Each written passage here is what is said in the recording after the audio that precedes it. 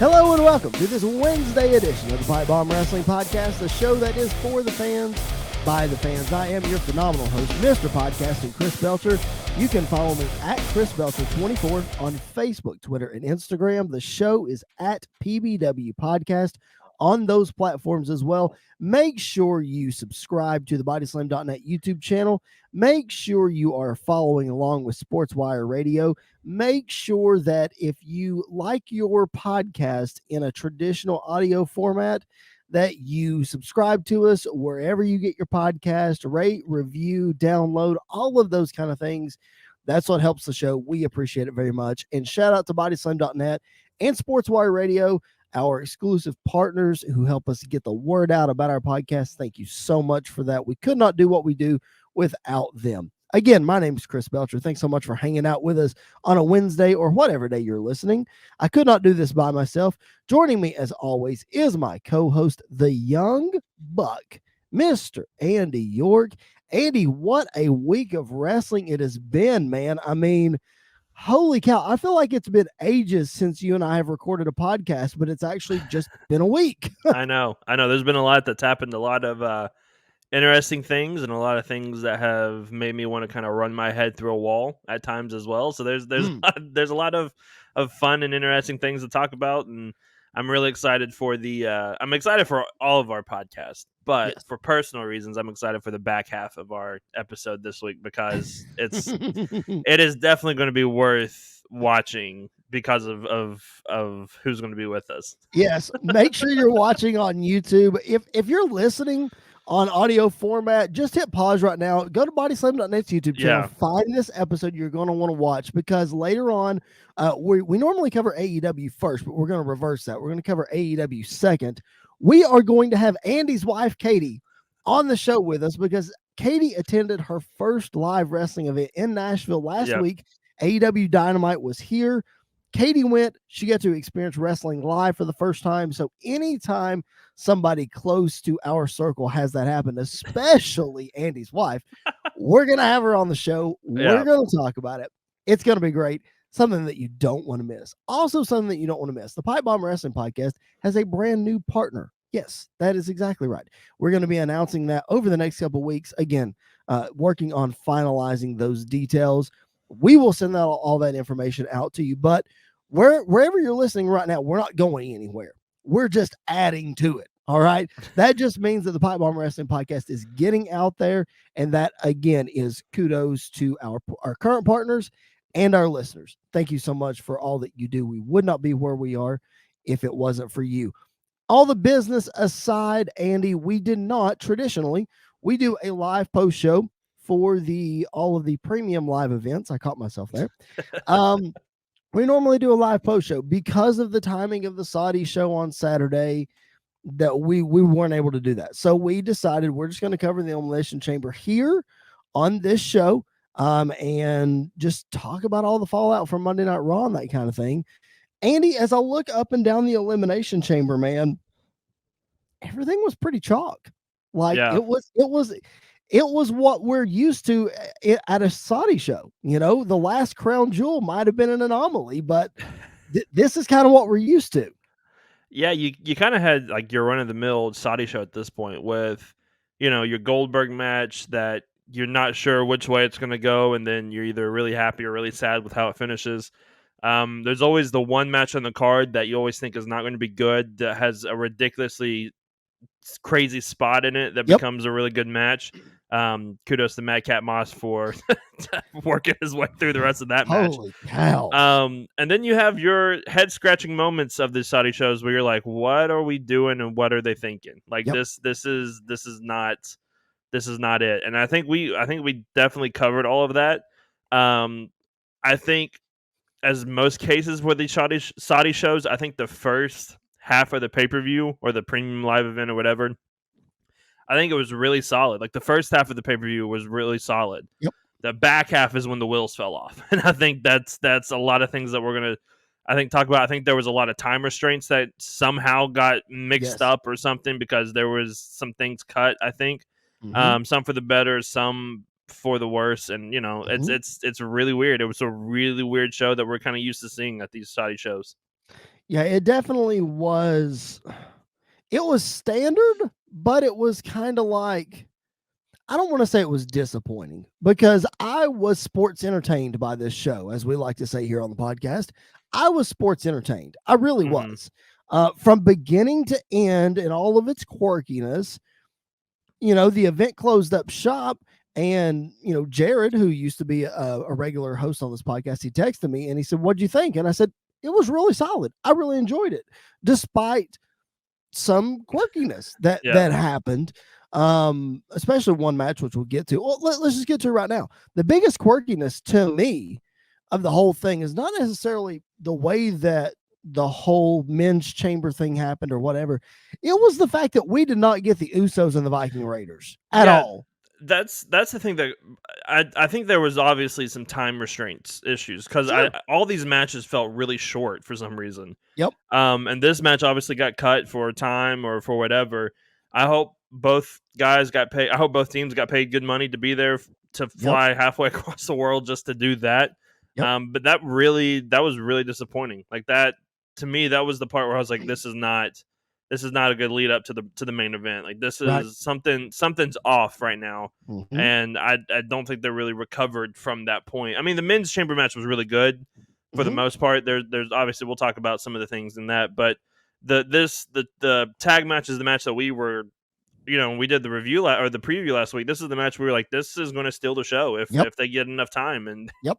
they didn't even get any time, which was very frustrating. So maybe they're pushing it back to Friday night. Maybe they're pushing it back to WrestleMania. Mm-hmm. But I would like to at least have seen something more than what we got. Absolutely.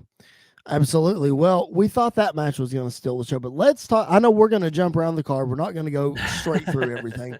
Let's talk about the match that did steal the show. And that was Leda versus Becky Lynch. You called it. You called it. I don't know if it was last week, might have been the week before, but you called it and said these two, if given time, Yep. will steal the show. And they absolutely did, man. Leda delivered her first, they kept stressing this, her first meaningful singles match in 16 years. But what a match it was, man. Yeah. Lita still got it, and it looks like that this may be her last go around. She got a nice ovation from the Saudi crowd. She's not signed to be on this match. I kind of think that after that performance, they might try to talk her into doing something at WrestleMania. But I don't know, man. All I know is this match, I watched it back again today. Oh my gosh. It was so good. Shows you how good both these ladies are. Yeah, that's what I was going to say is obviously Lita still has it, and Lita was well ahead of her time. Yep. Coming up, and she was one of the few women in all of WWE that could not just get in and mix it up with with the other ladies. She could get in and mix it up with the guys, and it was more than believable for her to go in and beat up on some of these guys. And this match proved that. But honestly, you've got to get a lot of props to Becky. Yes, you Becky do. sold like crazy for Lita. Becky made Lita look like the legend that she is, and not taking anything away from Lita, but it takes two to tango, and that that part with Becky when there was no way Becky was going to lose this match, and when Lita hit the twist of fate and then hit the moonsault, I thought for a second that this was it. We texted about it as soon as it happened. We were both like, close. "Oh man, they had me. Man, they had me hooked in for that," and it was better than what I was anticipating it to be. I am one of those and I've been very vocal about this on the podcast before. I'm not a huge fan of legends coming in at WrestleMania and taking spots from people, unless it's deserved. Unless it's deserved. Obviously, if a Stone Cold comes back after a long period of time, I am completely fine with that. He's got he's the kind of guy that's got a standing spot. Yeah, Goldberg was fine at first. And then there's a point where they overstay their welcome. Sure. And I think that's the kind of the point we are with Goldberg. Lita, I want Lita to have a WrestleMania match. I texted you this after the show or after the match. I said I want to see Lita versus Sasha Banks now at WrestleMania because that is a match that could absolutely steal the show if they get enough time. I want to see Trish and Lita versus Sasha and Bayley. That would be great too. That's what I want to see. I would be completely fine with that. But I don't know. I would love to see because I love Trish's last match with Charlotte. Like that match was Sure. really, really good as well. And I think that's a great way to go off. Obviously, this Becky match, if Leda's done, it's the best match she probably could have ended with. But Probably the best match of her career, honestly. Yeah, I would say so. That the Monday night main event with Trish was very good, ridiculously good, especially for its time. But this one, I think I would agree. But I would love to see Leda versus Sasha in some capacity at WrestleMania this year. Also, kudos for Becky. I did not know she could do a moonsault that well, and it was one of the best moonsault that I think I've ever seen. It was amazing. Can we now add that to her arsenal, please? Please. I'm like, I would love that. If Leda would have been there, like she would have nailed it perfectly. Yeah, it was great. It really was. Let's talk about the other women's match on the Elimination Chamber. Well, sorry, there was 2 more women's matches. Let's briefly touch on Rhonda and Naomi against Charlotte and Sony Deville. I don't know how much, rephrase, take a shot.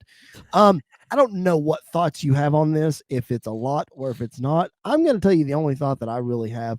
This match went too long. Yeah. Like it was painfully long to me. Yeah, it was. I enjoyed the element of Rhonda having one arm tied behind her back. I think that was really interesting.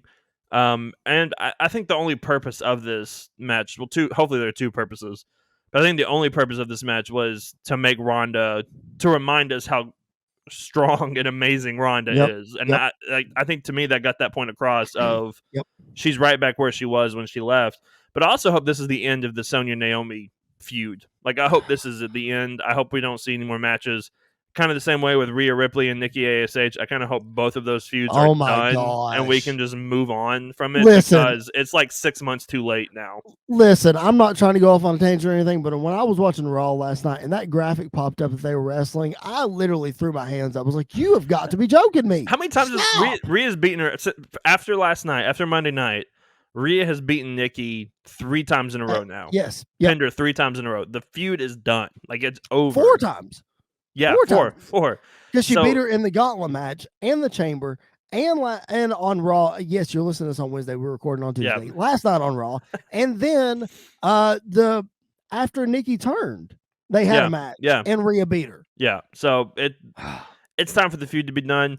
If you want a Rhea match at WrestleMania and if she's back in time, Rhea versus Asuka is something I did not know I want to see, but I think that would be great. But I think we're done with Naomi and Sonya. I think we're making Rhonda look as strong as she can going into this match at WrestleMania, and I think that kind of got the point done. I think you could have done it by taking off at least 5 minutes of this match, and it would have been the same exact effect. I agree. Yep, I totally agree. All right, speaking of Rhea Ripley, like I said, the other women's match on the show was the Women's Elimination Chamber. We have Bianca Belair coming out victorious, as we all assumed. We all hoped, or not, I'm not going to say we all hoped. I hoped for a different result, but I knew what the result was going to be. Bianca coming out on top. Listen to this. There are only 8 people in history. Andy, you may know this, but our listeners may not. There are only 8 people in history to win a Royal Rumble match, an Elimination Chamber match, and a WrestleMania main event. And I'm going to list those people off for you. You ready? Mm-hmm. John Cena, Triple H, Shawn Michaels, The Undertaker, Drew McIntyre, Roman Reigns, Brock Lesnar, and Bianca Belair. Edge has never done it? Edge has never done it. What were the Edge has never won a WrestleMania main event. That's right, Jericho beat him. And that's not technically a main event either. Exactly. Edge has never won a WrestleMania main event? Edge has been in 2 WrestleMania main events. Only 2. The one against Taker. And the last year. Yep. That's it. Oh my goodness. Yep. That was the first name that popped up. I was like, oh, Edge has to be on this list. Nope. He is not on the list. Wow. Not on the list, man. There's not any names on there that doesn't shock me. Right. But Bianca Belair just joined some elite company. Yeah. And she's about to go win another WrestleMania event. Because the Becky Lynch match setting up Becky and Bianca again. Oh, hands down, she's going to beat Bianca at Mania. Yeah, and obviously after the whole SummerSlam, I'm not going to call it a debacle anymore. It depends on what happens at WrestleMania. Right. If Bianca loses at WrestleMania, then it's still a debacle that happened at SummerSlam. But if this is like them telling the story of Bianca's redemption back to the top, then I think Becky was the perfect person to have this happen. It's one of those few times where we gave WWE the benefit of the doubt, and it's looking like it's going to pay off in the end. Obviously, there have been some other cases with, like Bray Wyatt and The Fiend and Randy Orton and things like that where it did not pay off that way. But the women's chamber match, I thought was really good. I really enjoyed it. I think everybody looked extremely strong, other than maybe like Nikki. But I think everybody looked extremely strong. I thought Liv had an amazing performance.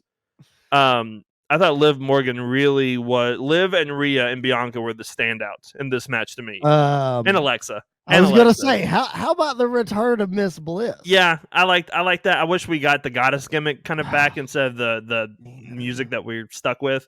But I really, really enjoyed it. I'm totally fine with Bianca. I think Bianca versus Becky is going to be an amazing match. Bianca always not surprises me, but Bianca always amazes me in the ring. She's a head turner. She is a head turner. She's going to do something different every time she's out that's going to impress you. Every time. Like, for example, she always does the one-armed press where she holds somebody up by one arm and then drop them. And then on Monday night, with ease, hitting a KOD on Piper and Dewdrop Piper. And it looked perfect. Like, there was no stumble. There was no problem with it. It looked amazing. So I'm really excited for this. That's probably the match that is like the match that has been announced so far out of all the other WrestleMania matches. That might be the match I'm looking forward to the most as of this moment. Really? Is Becky versus Bianca. Okay. All right. Well, we're going to get to those WrestleMania matches that have been announced because there's 4. We're going to get to those in just a minute. You'll be able to see those as we continue through our recap here. You mentioned Madcap Moss and his crazy spot against Drew McIntyre. I really enjoyed that match, honestly. And even without that spot, it was actually good. You knew it was going to be a handicap match with Corbin and all that stuff, but I thought they played it off well. And obviously we're going to continue this story. We're going to get Drew and Corbin at WrestleMania.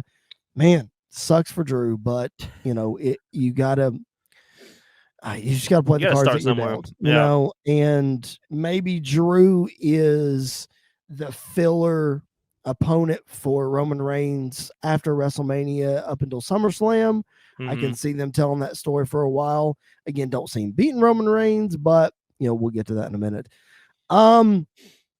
Speaking of Roman Reigns, let's talk about Goldberg. Let's talk about the Roman Goldberg match. One of Goldberg's better matches. Yeah, really. I just can't believe that he passed out. That's the thing that shocked me the most. Is because Roman's been using the guillotine a lot more recently. I was expecting it to be a spear, a couple spears, maybe 1, 2, 3. It's over. Him passing out, the first thought that went through my mind when Roman put in the guillotine is they're going to turn this into a jackhammer, and it's not going to. It's not going to be good. Like it's not going to be pretty. I love the fact that they passed him out. It makes Roman feel huge. Roman already feels unbeatable. It just added even more to him at this point. And yet, props to Goldberg. This is probably his second best Saudi match. I think his one with Bobby is hands his down. best one. For sure. But this one was a really close second, and I'm shocked saying it on the podcast, and you can write it down on this date and everything. I enjoyed the Goldberg match. And Mark it down. I enjoyed the Goldberg match. And I think part of the reason why I enjoyed it is it started off the show. Like Goldberg versus Drew at Rumble started off the show, and I loved it. Like, I thought it was really, really good. The same way with this one of Goldberg versus Roman starting off the show. I love the fact that Roman's not afraid to start off shows. Like, he started off the Rumble, the Rumble. He started off this. There ain't no way he's starting off WrestleMania. But I really enjoyed this match for what it was. And, it did this job of making Roman look even stronger. Let me tell you another reason that you like this match. Roman Reigns. Oh, yeah, absolutely. The dude, you and I both would never have said that 3 years ago. No. Even 2 years ago. But, man, we liked this match because Roman Reigns. Roman Reigns made Goldberg. Not only did Goldberg make Roman Reigns look like a big deal, it was the other way around, too. Yep. Roman Reigns made Goldberg look like the monster that he's supposed to be, and Roman conquered him. He Goldberged Goldberg, as he said. And we said it when this match was even rumored before it was actually announced. It's just another stepping stone for Roman to make him look big. And it did its job. It really did. Now, that doesn't come without a scare, because they had us scared a couple of times that Roman might actually take the loss, but it didn't happen, thankfully. Yeah.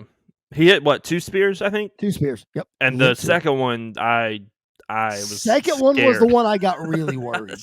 The first one, I was like, Roman's going to kick out. It's one spear. Roman can eat a finisher and be fine. The second one, when it came out of nowhere, I was like, this is not good. Crap. This is not good. When he hit the second one, my heart literally sank. I was like, oh my gosh, no way. It was not good. But nonetheless, Roman Reigns, we're good. Roman wins, and he's going to take the Universal Championship into WrestleMania, and he's going to face Brock Lesnar, which we already knew. But Brock Lesnar's taking the WWE Championship with him as he wins the Elimination Chamber. You're shaking your head already. There's a lot to get to with this chamber match. There's so many moving parts. Let's talk about Bobby Lashley first. Apparently, Bobby Lashley's been rumored to have been working through a shoulder injury that he got in the Brock match at the Rumble, and he's got to have surgery. He's going to miss WrestleMania, and that's why they created the weird spot of him getting knocked out inside his pod and taking him out of the chamber. Man, that stinks for Bobby. He's had such a good 2 years. He really has. Yeah, and I think the reports are, because we were talking about this a little bit before we were recording, I think the reports are he's out 4 months, which absolutely sucks for the guy. I think he is one of the guys, him and Drew McIntyre are the two guys that, and you could say Roman, but Roman came halfway through, but those two guys really carried the company through the pandemic, through the Thunderdome era. Seth Rollins. But I think more so Bobby and Drew. Like they completely put the company on their back and carried through. Like, who would have thought when Bobby Lashley returned and had that entire terrible feud with Sami Zayn and everybody was done with Bobby, that he would turn into this absolute monster that, versus Brock Lesnar. Brock Lesnar felt like the underdog to me in a lot of ways because of how strong Bobby has been booked. So I hate it for the guy. This is also part of my problem with the Elimination Chamber match, because apparently, according to Uncle Dave, if you believe everything he says, but I knowing WWE's track record, I think I believe this too, that they knew for weeks that Bobby was not going to be able to compete at the Elimination Chamber. Yep. And so if you knew that, you should have had somebody come in and take that spot to make it feel more interesting, because I don't know. I think especially after the Mad Cop Moss thing, him going in concussion protocol for banging his head on the plexiglass is not, I mean, it's going to hurt, but it's not going to hurt too bad after Mad Cop Moss got dropped on his head and finished the match. That's one thing. But you can put someone like an Edge right into that spot, and the match is not going to lose anything. And I think Edge isn't going to lose anything if he gets F5 by Brock Lesnar, because obviously they're not afraid to feed Brock Lesnar, Seth Rollins, and AJ Styles in 5 seconds and let him pin them and move on very quickly. So I don't know. I think them not having somebody else in that spot kind of frustrates me. I understand why they didn't do it. It still frustrates me a little, though, of like, we didn't get a full chamber match, and we didn't get Bobby didn't even get the chance, and you knew he wasn't going to get the chance, and that part kind of frustrated me. Well, and that goes back to what you were saying earlier about the Usos and the Viking Raiders. You flew Bobby Lashley to Saudi Arabia to have him stand in a chamber and get knocked out, quote unquote, and get taken out of the match, and that's it. So I see your point. I see the other side of it, though, in the fact that it's a new way to tell the story. You've told the story many times of, well, this guy's hurt and we got to replace him. Okay, well, this is just another way to do it. So if it was in the States, I'd be all for it. But because it was in Saudi, I'm like, really? And if he has to have surgery, you delayed the surgery until after this so you could tell the story. Like, if you do the surgery, he could be back sooner in a lot of ways. So, like, there was, 3 weeks between the Rumble and this? So you could have, he could have been on the road to recovery at this point. And guess what they also could have done? They could have done a 10-second squash match with Brock Lesnar before this. Yeah, I don't think that would have gone well. Well, it wouldn't have gone well, but it takes the title off of Bobby. Well, and if you want to set up the possibility of like a Seth Rollins versus Bobby Lashley, you could have Seth destroy Bobby before the match. The bell rings, Brock hits it 1, 2, 3. Something like that, yeah. Something like that. But to me, the plan was always for Brock to get the title back at Elimination Chamber. So I don't fully understand why he lost it in the first place at the Rumble. I think that's part of the issue of Well, this flip-flopping the title just so Brock can Sure. have it going into WrestleMania. I get that. I guess he could have kept it, but it was to get Heyman back Yeah. on the other side. Yeah. To not let everybody forget this Roman Brock story, to add another layer to it. Yeah. So I understand that to an extent, and I don't like the hot potato with the title either. Trust me. I'm not fully convinced that Brock was going to come out of the chamber with the title had Bobby not been injured. That may be true. I'm not saying it's wrong. I'm not saying that wasn't the plan all along. I'm just Right. not totally convinced that was going to happen. Right. I lean more towards an AJ Styles or a Seth Rollins, like we had speculated long before.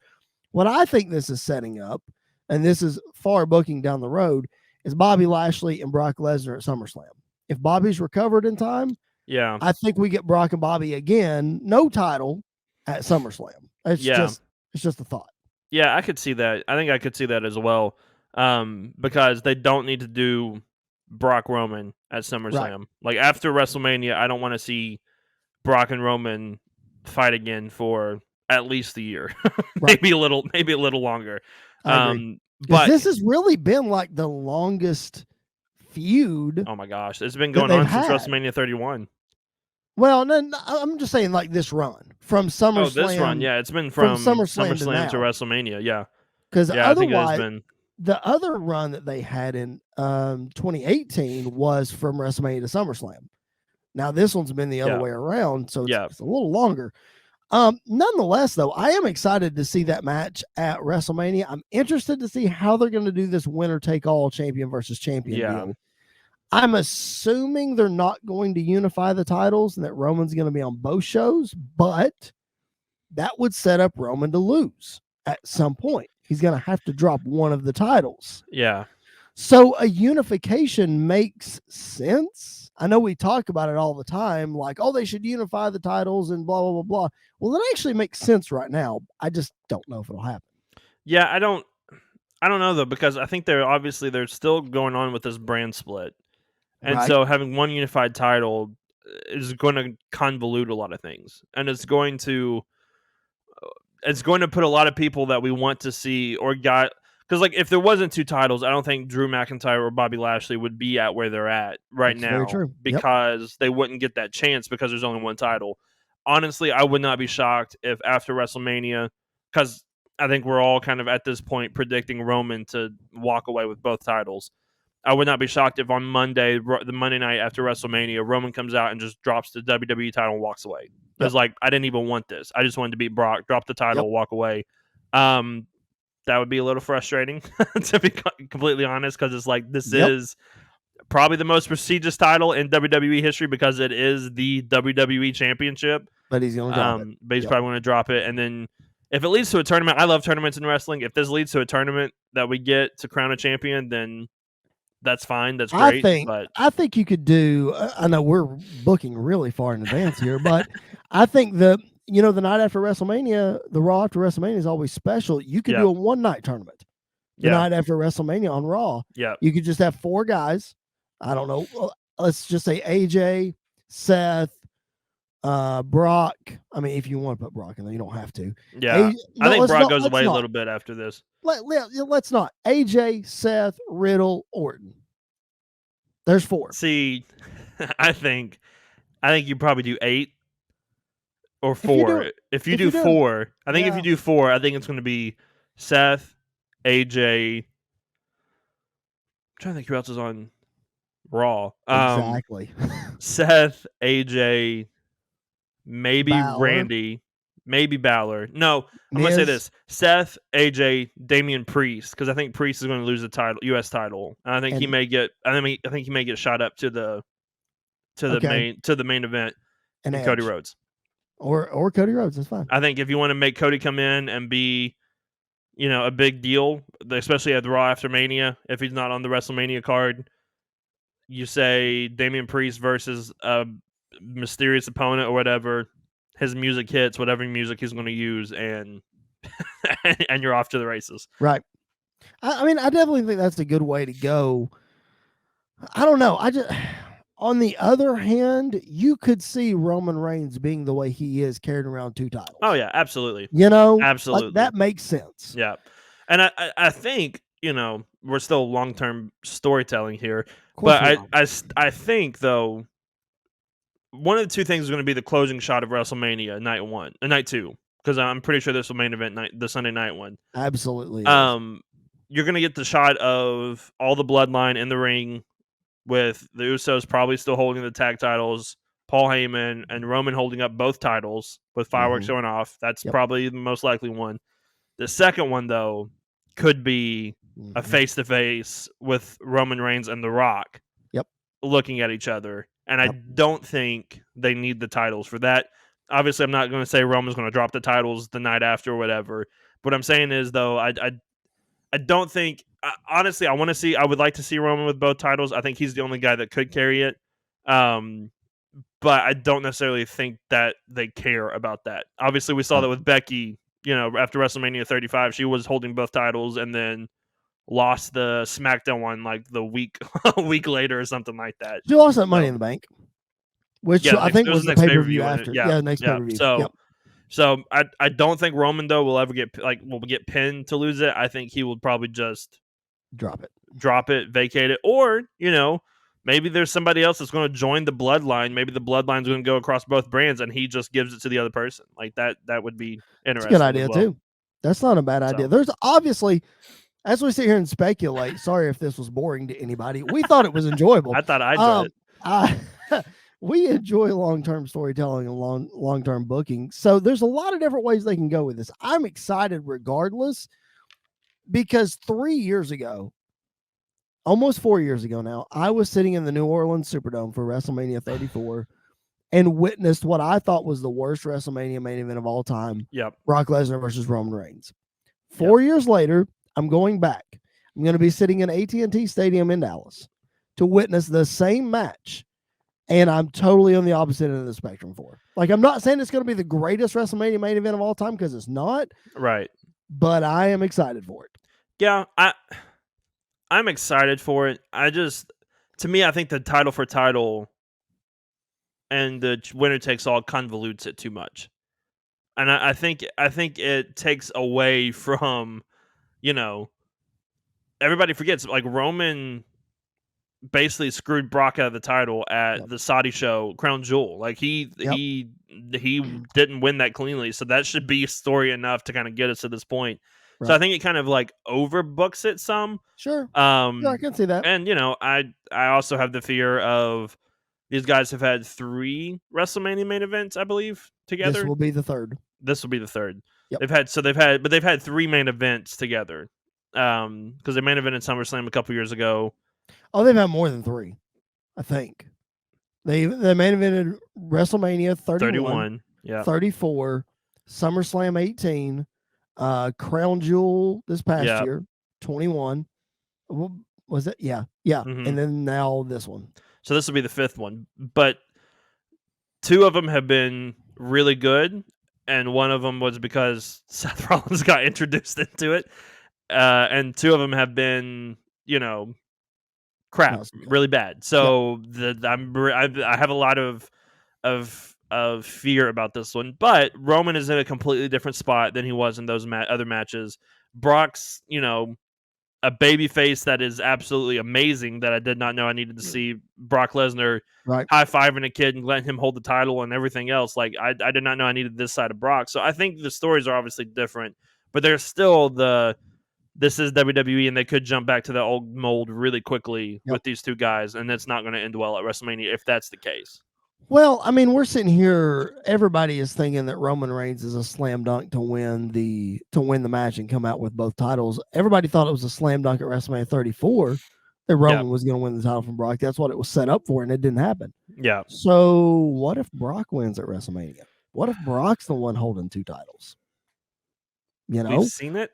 we have, and but so we've sat here and talked about, again, sorry we're going long on this, everybody, but we're having fun with this. And this, I know there's going to be a lot of talk like this over the next couple of weeks as we Yeah. are in WrestleMania season. We're going to speculate on this a lot. Yeah. I think next week, our friend of the show, Trent Osborne, is going to come on and we're going to talk a lot more about Brock Lesnar because he has some thoughts about Brock. So Yep. we're going to talk. That might be 2 weeks away. We'll see. Anyway, beside the point. What if Brock wins? Mm-hmm. We talked a lot about Roman getting confronted by The Rock after the show. Yeah. What if The Rock confronts Brock Lesnar? Or what if Stone Cold Steve Austin Lord. confronts Brock Lesnar? Lord. I'm just throwing it out there. Yeah. I'm just saying, what if? Yeah, and I think obviously if Brock wins and Stone Cold confronts him, then in the moment I'm going to be super happy and super excited because it's going to be awesome, and hopefully it happens at SummerSlam because SummerSlam will be in Nashville as well, so that would be amazing. I don't know. Brock winning though to me doesn't not fit, but it doesn't make sense because they're obviously telling this story about Roman and Roman being, they've said it on commentary, and I think they're saying it on commentary for a reason, the greatest of all time. They're building him up to be that. So I don't think there is a very high chance of Brock winning. However, it is Brock Lesnar, and Brock Lesnar wins the matches he's not supposed to win. So there's always that chance, and I think it would be interesting. The problem is, and obviously when Trent's on, we're going to dive into this a whole lot deeper. This is just kind of planting the seeds for this discussion. Yes. The problem is WWE has nobody on Brock or Roman's level. Right. And so who's going to beat them? That's why you bring in Rock or Austin. That's why you bring in Rock or Austin. Who's going to beat them? Bingo. One of the other two. Yep. And so you're in just a cycle at this point. That's the whole issue with Goldberg a couple years ago of nobody was bigger than Goldberg and Brock. And so that's why they were going round and round and round. And Goldberg was the guy that nobody could beat. When he showed up, you knew Bray Wyatt was going to lose. When he showed up, you knew it was not going to be pretty. So that's why it was good when guys like Drew McIntyre beat him. Guys like Bobby Lashley, even though he cheated to win, he still beat him. Those moments were good, and they built up those stars. But they're not consistently building up those stars in these matches, and that's kind of where the struggle comes in. Of I don't want to see Brock Lesnar versus Roman Reigns every WrestleMania until Brock Lesnar decides to quit or retire. Right. I don't want to see that. I agree. I totally agree. One more thing on this Roman Reigns thing. I meant to bring this up when we were kind of talking about the Roman and Goldberg match. You notice that in the match, Roman hit a rock bottom. I did. I loved it. And you noticed for it. And those of you who are listening might not get this. I noticed this right away. Roman hits it, okay? And Michael Cole calls it a Uranagi, which when everybody else does it other than The Rock, that's what they call it. Okay, that's fine. But did you notice that when they went to the replay, Corey Graves I did. Then called it a rock bottom. In my head, I'm thinking somebody planted that seed in his ear. Yeah. Somebody more than likely Vince told them to call it the rock bottom. Somebody came in his ear and said, no, call it a rock bottom. Because the thing is, even if the match doesn't happen, there's still a chance that it could. So you still want to plant all the seeds where if it doesn't happen, things like this are just glossed over. Absolutely. They did this with Stone Cold and CM Punk a couple years ago of, if it happens, great. If it doesn't, we just move on and keep going. Yep. That's right. But I loved it. I thought it was great. One of the other things I thought was great, we have to acknowledge on the show, we're probably going to do a big episode on him this year, especially. It's WrestleMania season, so the Pipe Bomb Wrestling Podcast, we're going to be cranking out all kinds of bonus content for you. It's going to be, I'm telling you right now, Andy, you don't know this, but it's going to happen. The week of WrestleMania, we're going to have a show every day. That's we're going to have a brand new show for you listeners and viewers every single day. Brand new content every day leading up to Mania, all this stuff. I say all that to say this guy will be covered because he's finally going into the Hall of Fame. Kudos, congrats to the dead man. Yep. The Undertaker taking his rightful place in the Hall of Fame. 2022. You texted me this, and I think Bully Ray tweeted it the other day. He should be the only one going in, and I'm starting to think that could be true. Yeah, he is without a doubt the greatest character of all time. Hands down. There's nobody even close to his level, because you got Stone Cold and you got The Rock. Those are just those guys' personalities turned up to 100. Like, The Undertaker is a character that should never have worked. Should have been just like the Boogeyman. Should have been just like the Gobbledygooker. Should have been just like XYZ character. And for Mark Calloway to do it as long as he's done it, and it still be as over and as popular and as believable as it is untouched. Like, and I don't think anybody's ever going to touch it. He deserves to be in the Hall of Fame. I don't think that was ever in question. Right. I think he deserves to be in the class all by himself. Yep. The big speculation is who's going to induct him. I think there should be 4 guys that induct him. I think you should let all 4 guys get up and talk. I don't think Vince would ever do it, but if there's one guy he would do it for, it would be Taker. 100%. I think Shawn Michaels absolutely should have a part in this. Kane absolutely should have a part with this. I hated that Paul Bearer has passed away, because I would love to hear him do that one more time with The Undertaker. There's just it's so deserving. Wait, who's your 4th? Who did I say? I said Vince, Shawn, Taker, Kane. Vince, Kane, Shawn. Who was the other one I had in my mind? Maybe Triple H. That's maybe who I thought of. Yeah, because they obviously had all the, between Triple H and Shawn Michaels and The Undertaker, they had 4 of the greatest WrestleMania matches of all time. The fifth one that I thought of is Bruce Pritchard. Well, I also thought maybe Mankind, like Mick Foley. Oh, Mick Foley would be could really have a good. part in have Foley a part in would it as be well. Great. Yes. And so Foley I think there should just be, because obviously they're going to have like an hour-long Hall of Fame session, and obviously Taker's not going to talk for the entire hour. Right. And so I think, having, obviously, I mean, his video package that he's been getting the last 3 shows has been so good. It's really good, and I loved it. Gosh. I don't need to see it 3 times though, because it's like 40 minutes long, and part of the reason why the Usos match may have got cut is because of that video package. But it's so amazing. Good, man. It's amazing. Kudos to WWE's production team for that. Like, I'm a production assistant for a company right now. I know what it takes to put something like that together. Amazing. Kudos to those guys, because that is masterfully done. Yeah. Masterfully done. Yeah. But I think you could have multiple people get up and just talk about him. Could. Yep. And then have him come up at the end and have him come out and talk. I know he might come out as The Undertaker. I just hope he comes out as Mark Calloway. I hope he comes out as Mark Calloway and just talks. And I think I really think he will. Yeah. He'll come out as Mark, and then I think we'll get The Undertaker at WrestleMania when they introduce, absolutely, because they'll introduce Hall of Fame class. He'll come out in full gimmick and all that. Absolutely. Kind of stuff at absolutely. WrestleMania. Yeah. So. Yeah. Oh, I'm so excited that we're going to be there. That might be the best part of WrestleMania this year is him coming out, getting the praise and the adulation that he deserves. Let me just tell you, WrestleMania 34 being in the Superdome. Yeah. We knew it was coming. We knew that they were teasing Undertaker and John Cena. Like, we knew it was going to happen. Right. But like, the moment those lights go out, man. The moment that bell hits, yeah. I'm getting chills right now talking about it. I'm telling you, indescribable that feeling. Well, I've never had the privilege of seeing him wrestle. Like, I've never got to see the Undertaker. Let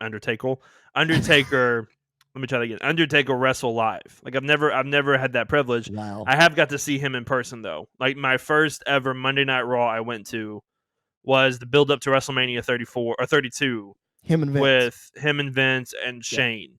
Yep. And when the gong hits, it changes the entire atmosphere of the arena. Like, and there's a lot of guys that when their music hits, the atmosphere changes. Obviously, right now, Roman Reigns, when his music hits, the atmosphere changes, but nothing like when the Undertaker's music hits, and you hear the gong and you see the flames and you see the Titantron and everything else. It takes you back to why you love wrestling, and it completely fits in. And so kudos to him. Congratulations. I hope we see him chokeslam and tombstone somebody that night as well and just walk off. I would absolutely love it. I mean, you talked earlier about guys wearing out their welcome and all that kind of stuff. Listen, we've seen The Undertaker. He's been doing it for a long time. We've seen him go through a lot of stuff. We've seen some bad matches recently, but listen, I don't care how bad the match is. Oh, yeah. That man's never going to get booed.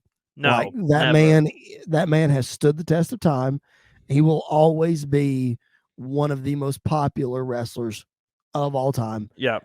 So like you said, congratulations, well deserved. I think he deserves to. He's one of the few guys that deserves to just go in on his own. Yeah. Nobody else with him. I don't think that'll happen. I do think they'll bring some other people in, but if they don't, I ain't gonna be disappointed. We haven't got anybody else though. Like at this point, normally we would have at least 2 to 3 people, right? And so I think there's a really good chance that he could be the only one, especially since they're doing it on the Friday night before right after SmackDown. I just let it be Taker. Like just let it be Taker. I'm going on record right now, and I'm gonna say this so our listeners can hear us. If he's the only one, we're going. If he is the only one, we're going. Yeah.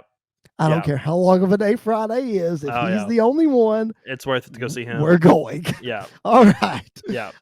So speaking of all of that, if you're just now joining us, welcome to the Pipe Bomb Wrestling Podcast, the show that is for the fans, by the fans. I am your phenomenal host, Mr. Podcasting, Chris Belcher. You can follow me at Chris Belcher24. The show is at PBW Podcast on Facebook, Twitter, and Instagram. Follow us there. Make sure you keep up with us. As we just hinted at, we're going to WrestleMania. We're going to be in Dallas for the whole weekend. Our schedule is not totally lined out yet, but just, follow along with us on social media. Subscribe to the BodySlam.net YouTube channel. The reason I say that is because there's going to be so much content. We're going to crank out so much stuff. We're going to be doing live spots on Sports Wire Radio. I've already talked to Tom. We're nailing down a time that we're going to go live on Sports Wire. We're going to be live on BodySlam.net's YouTube channel. We're going to be live with our new partners, I am sure.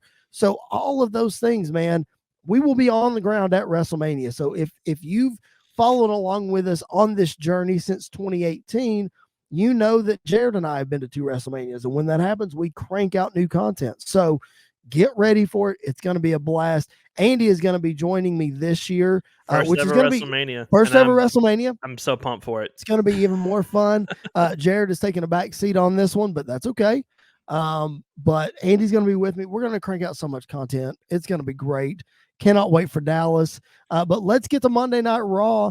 I know we're running long here and we got a lot more to go. We got AEW to cover in just a little bit. But let's get to Monday Night Raw. Let's, check off a couple of boxes for Monday Night Raw. Didn't see Stone Cold. Didn't see Cody Rhodes, but that's okay because we did get Edge. Mm-hmm. And we did get the reveal of Logan Paul, who we speculated was going to be the Miz's tag team partner against the Mysterios. So I feel like WWE thought that was enough star power for that one. Yeah. My question to you is I'm not saying if and when these guys show up. Well, whatever. We've speculated a lot on both of them already, and we're going to continue to speculate until they show up. Yeah. They're promoting, they being WWE, pronouns pal, they're promoting a triple threat tag match between RK Bro and Alpha Academy and now Seth Rollins and Kevin Owens for the tag titles in 2 weeks. Is there a significance for in 2 weeks that I don't know about? Is something going on next week? Well, do you I know? guess in 2 weeks, 2 weeks will make it 4 weeks before WrestleMania. Okay. So that could be, I don't know if that has anything to do with anything. I know next week we're getting Damian Priest and Finn Balor for the U.S. title. Yes, which is going to be glorious. Yeah, so that could play part in it. I don't know. Is Raw in Texas in 2 weeks? I've already checked and it is not. Okay. I thought. Are they in Texas at all on the build? Okay. They're not. Because I thought the exact same thing. For obvious reasons. Yeah. I thought the same thing, but no, they are not. I don't know. I don't think they want to have this match on the WrestleMania card because I think they have things planned, obviously, for guys like Seth and Kevin, and maybe Randy RK Bro. Yeah. They may. I don't know if they're going to split them up because it's kind of we're getting tight. Close. We're getting really close, and 4 weeks out is really tight. Maybe the split. I mean, I wouldn't hate it if the split up happened at WrestleMania. I think that would be really interesting. So I don't know. I think they have things planned for all three teams. And maybe in 2 weeks, maybe after their match goes off the air, or maybe after their match is over, and more than likely Alpha Academy retains. Seth and Kevin are in the ring, and maybe they're beating up on Randy and Riddle or whatever, and then glass Austin. shatters and, Yep. and everybody goes crazy. Because I think I don't think you need him to show up right away. You don't to make this. Honestly, you could have him if you wanted to. You could have him show up the week before, come out and stunner Kevin Owens, and boom, there's your match at WrestleMania, and everybody's going to be super excited for it. I think they do want to capitalize on it, and sell out arenas on the way to WrestleMania, and nobody's going to sell out an arena more than Stone Cold Steve Austin. That's 100% right. And so I think that probably is going to play a part, especially to the Attitude Era guys, and especially to the casual viewer. If they hear Stone Cold's going to be in town, they're going to go and see him. So I think that could play a part into it as well. Well, because younger viewers like you, we've established you're the young buck. Yeah. Younger viewers like you have not seen Austin. Nope, never in person. Never. Nope. Never. So like that's gonna you want to drum up that demographic, that 18 to 34 demographic. I mean, there's a lot of, I'll be 34 this year. Right. There's a lot of 34-year-olds who have never seen Austin wrestle in person. Yeah.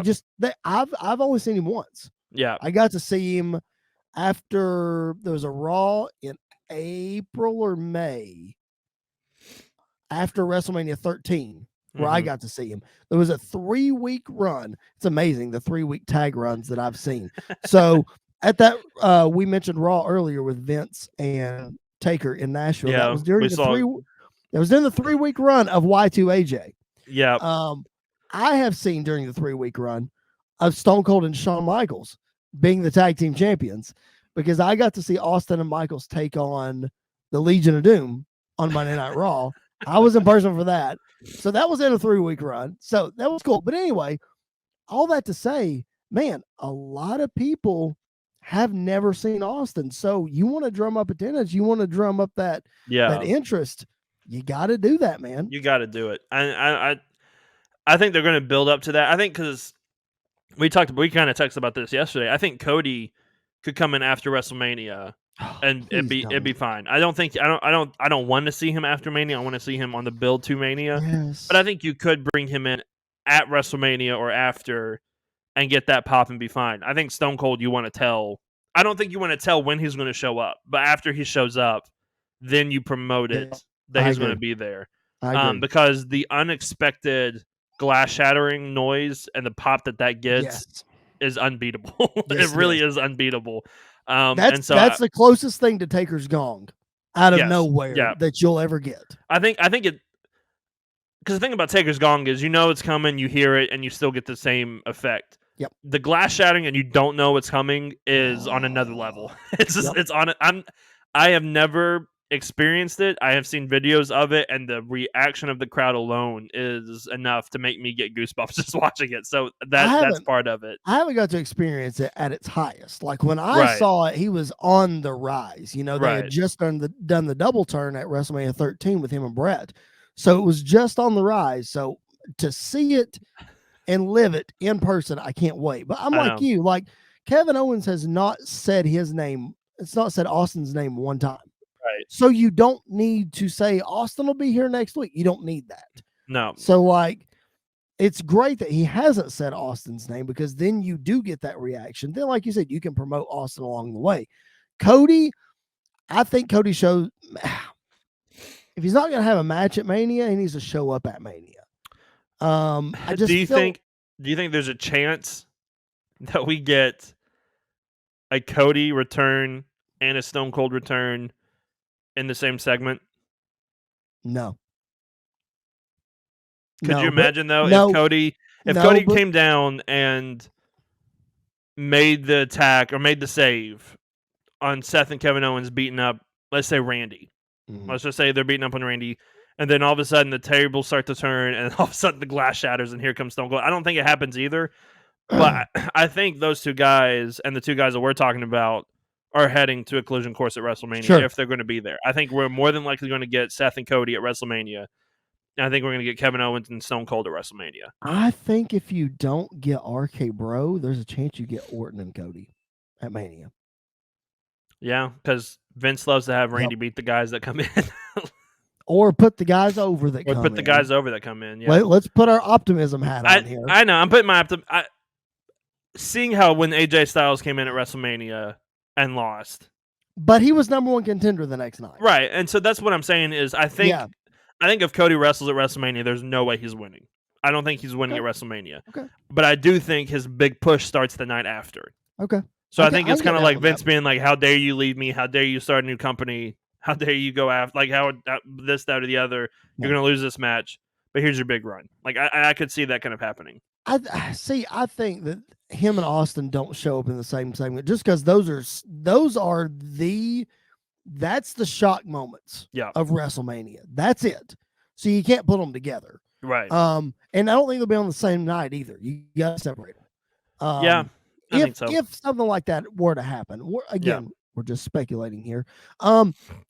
Chances maybe that Cody wrestles Edge at WrestleMania. You know, Edge cut the promo on Monday Night Raw, giving an open challenge for Mania. Obviously, speculation. Yeah, he gave the little wink and nod. He gave the phenomenal. That's phenomenal. that's the, and then the AJ chance broke out after that. Yes. I think that's more than likely the way we're going. I won't be upset at a Cody Edge WrestleMania match. I think that would be really great as well. I think if it's not AJ, I think it is Cody. Yep, me too. And I think that's a very fair assessment. I don't see it not being AJ. I see one more. Honestly, Damian Priest. I could see Edge and Priest. Yeah. For the simple fact that when Priest cut his promo, he was talking about getting main event level talent, which is why I think if he keeps the U.S. title and does not face Edge at Mania, I think it's Priest and Seth Rollins at WrestleMania. Yeah. Well, what do you think if Cody comes in and goes after Priest? See, not big enough. I think when Cody comes in, honestly, because of where he came from as the guy from AEW to jump ship, guy making the biggest impact possible. Vince is going to capitalize on that. I think he's going after, I'm not going to say he's going after Roman Reigns or something like that, but Cody's going to the top. I think the match that could take place, and it depends obviously on his health because I haven't heard since his health scare, but Cody versus Triple H is another one of that's a story that just writes itself. I mean, that's a story that honestly just writes itself, and so I could see that also being a possibility if Cody comes in too. We also got the return of Finn Balor. We spoiled that a minute ago. He's going to take on Damian Priest next week. The return of Finn Balor tagging up with Tommaso Ciampa on Monday Night Raw, of course, just to promote the Ciampa Dolph Ziggler match for NXT 2.0, which is tonight as we're recording. Last night as you're listening, which is cool. I mean, I was cool with Finn and Ciampa. I don't know if it's a long-term thing or not, but it was cool to have those guys together, and I like them sprinkling in Ciampa on the main roster. I'd like to see him get more of a run, but Ciampa's been vocal about not wanting a full-time run. Could be interesting though. Yeah, I think it could be very interesting as well. I'm very interested with Dolph Ziggler being in NXT 2.0. More so than AJ. AJ's time there was weird and kind of out of place. It seemed like. I think because at WrestleMania weekend but at WrestleMania weekend we're getting another NXT takeover, sort of a takeover. I'm not calling it a takeover though because it's not going to take over like the other ones did, but. You're getting an NXT show, and I would not be shocked if we get Braun Breaker versus Dolph Ziggler for the NXT Championship. Because Ciampa Ziggler on NXT is to be the number one contender. Yep. So I think Ziggler could win, and I think we could head to WrestleMania weekend, Braun Breaker versus Dolph Ziggler, and that's fine. Like I think feeding Breaker these kind of guys only elevates him and makes him feel like. Honestly, we have been very vocal about not being fans of NXT 2.0 and how stupid it was to change the thing that was not broken. The one thing that was not really broken in WWE that kind of fixed it and changed it and didn't really fix it. Braun Breaker's been the best part of it to me. Sure, He's been the sure. standout, and I think within the next 6 months by SummerSlam, I think he's main roster bound. And I think this could be the start to building towards that, and but having Ciampa kind of show up on Raw and planting those seeds, obviously you want to get eyes on that NXT 2.0, but I would love to see Ciampa on the main roster. Would he ever get utilized the right way? Probably not, but it would still be really cool to see him kind of go up there and mix it up with guys like Priest and Yep. Balor, and Ciampa versus AJ. Edge would be Oh amazing. man, Amazing. the stories those guys could tell. So Oh great. my gosh. And regardless, like you said, we've been vocal about not being happy with NXT 2.0 and the direction and all that kind of stuff.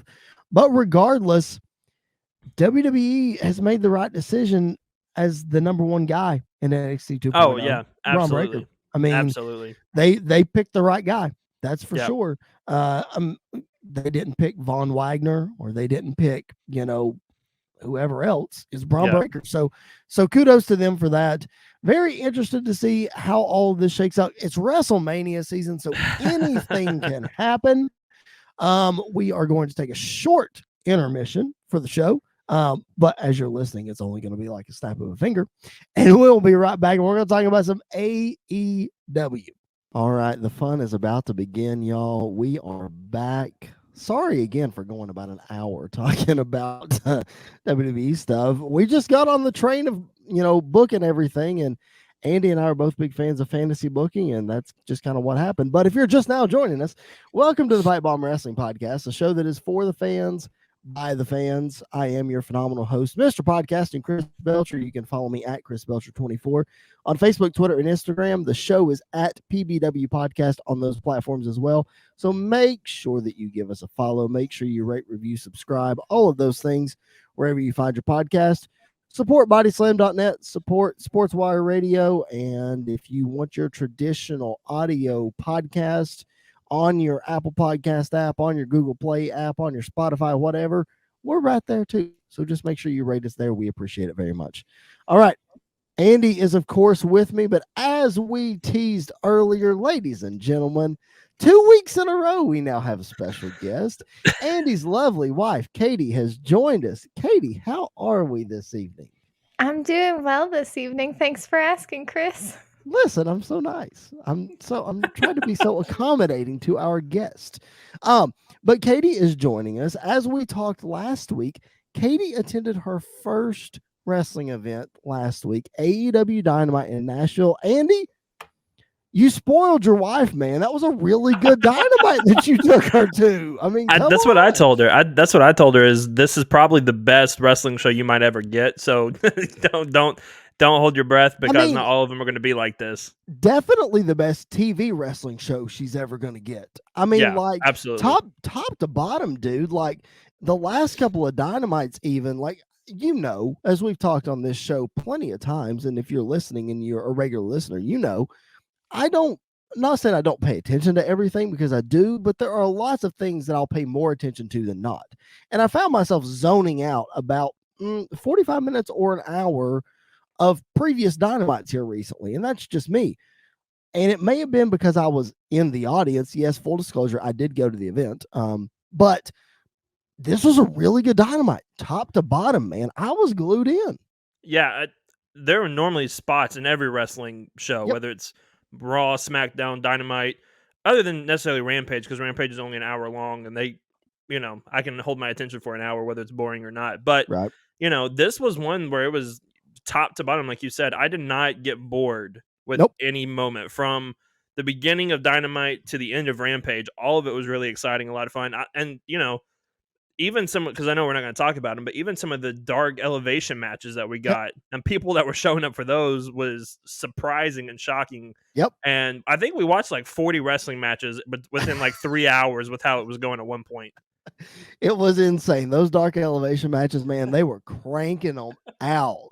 Like, my goodness. And yes, shout out to a lot of CCW talent that I have personally got to work with. I knew a lot of those people that wrestled, so that was awesome to get to see them wrestle.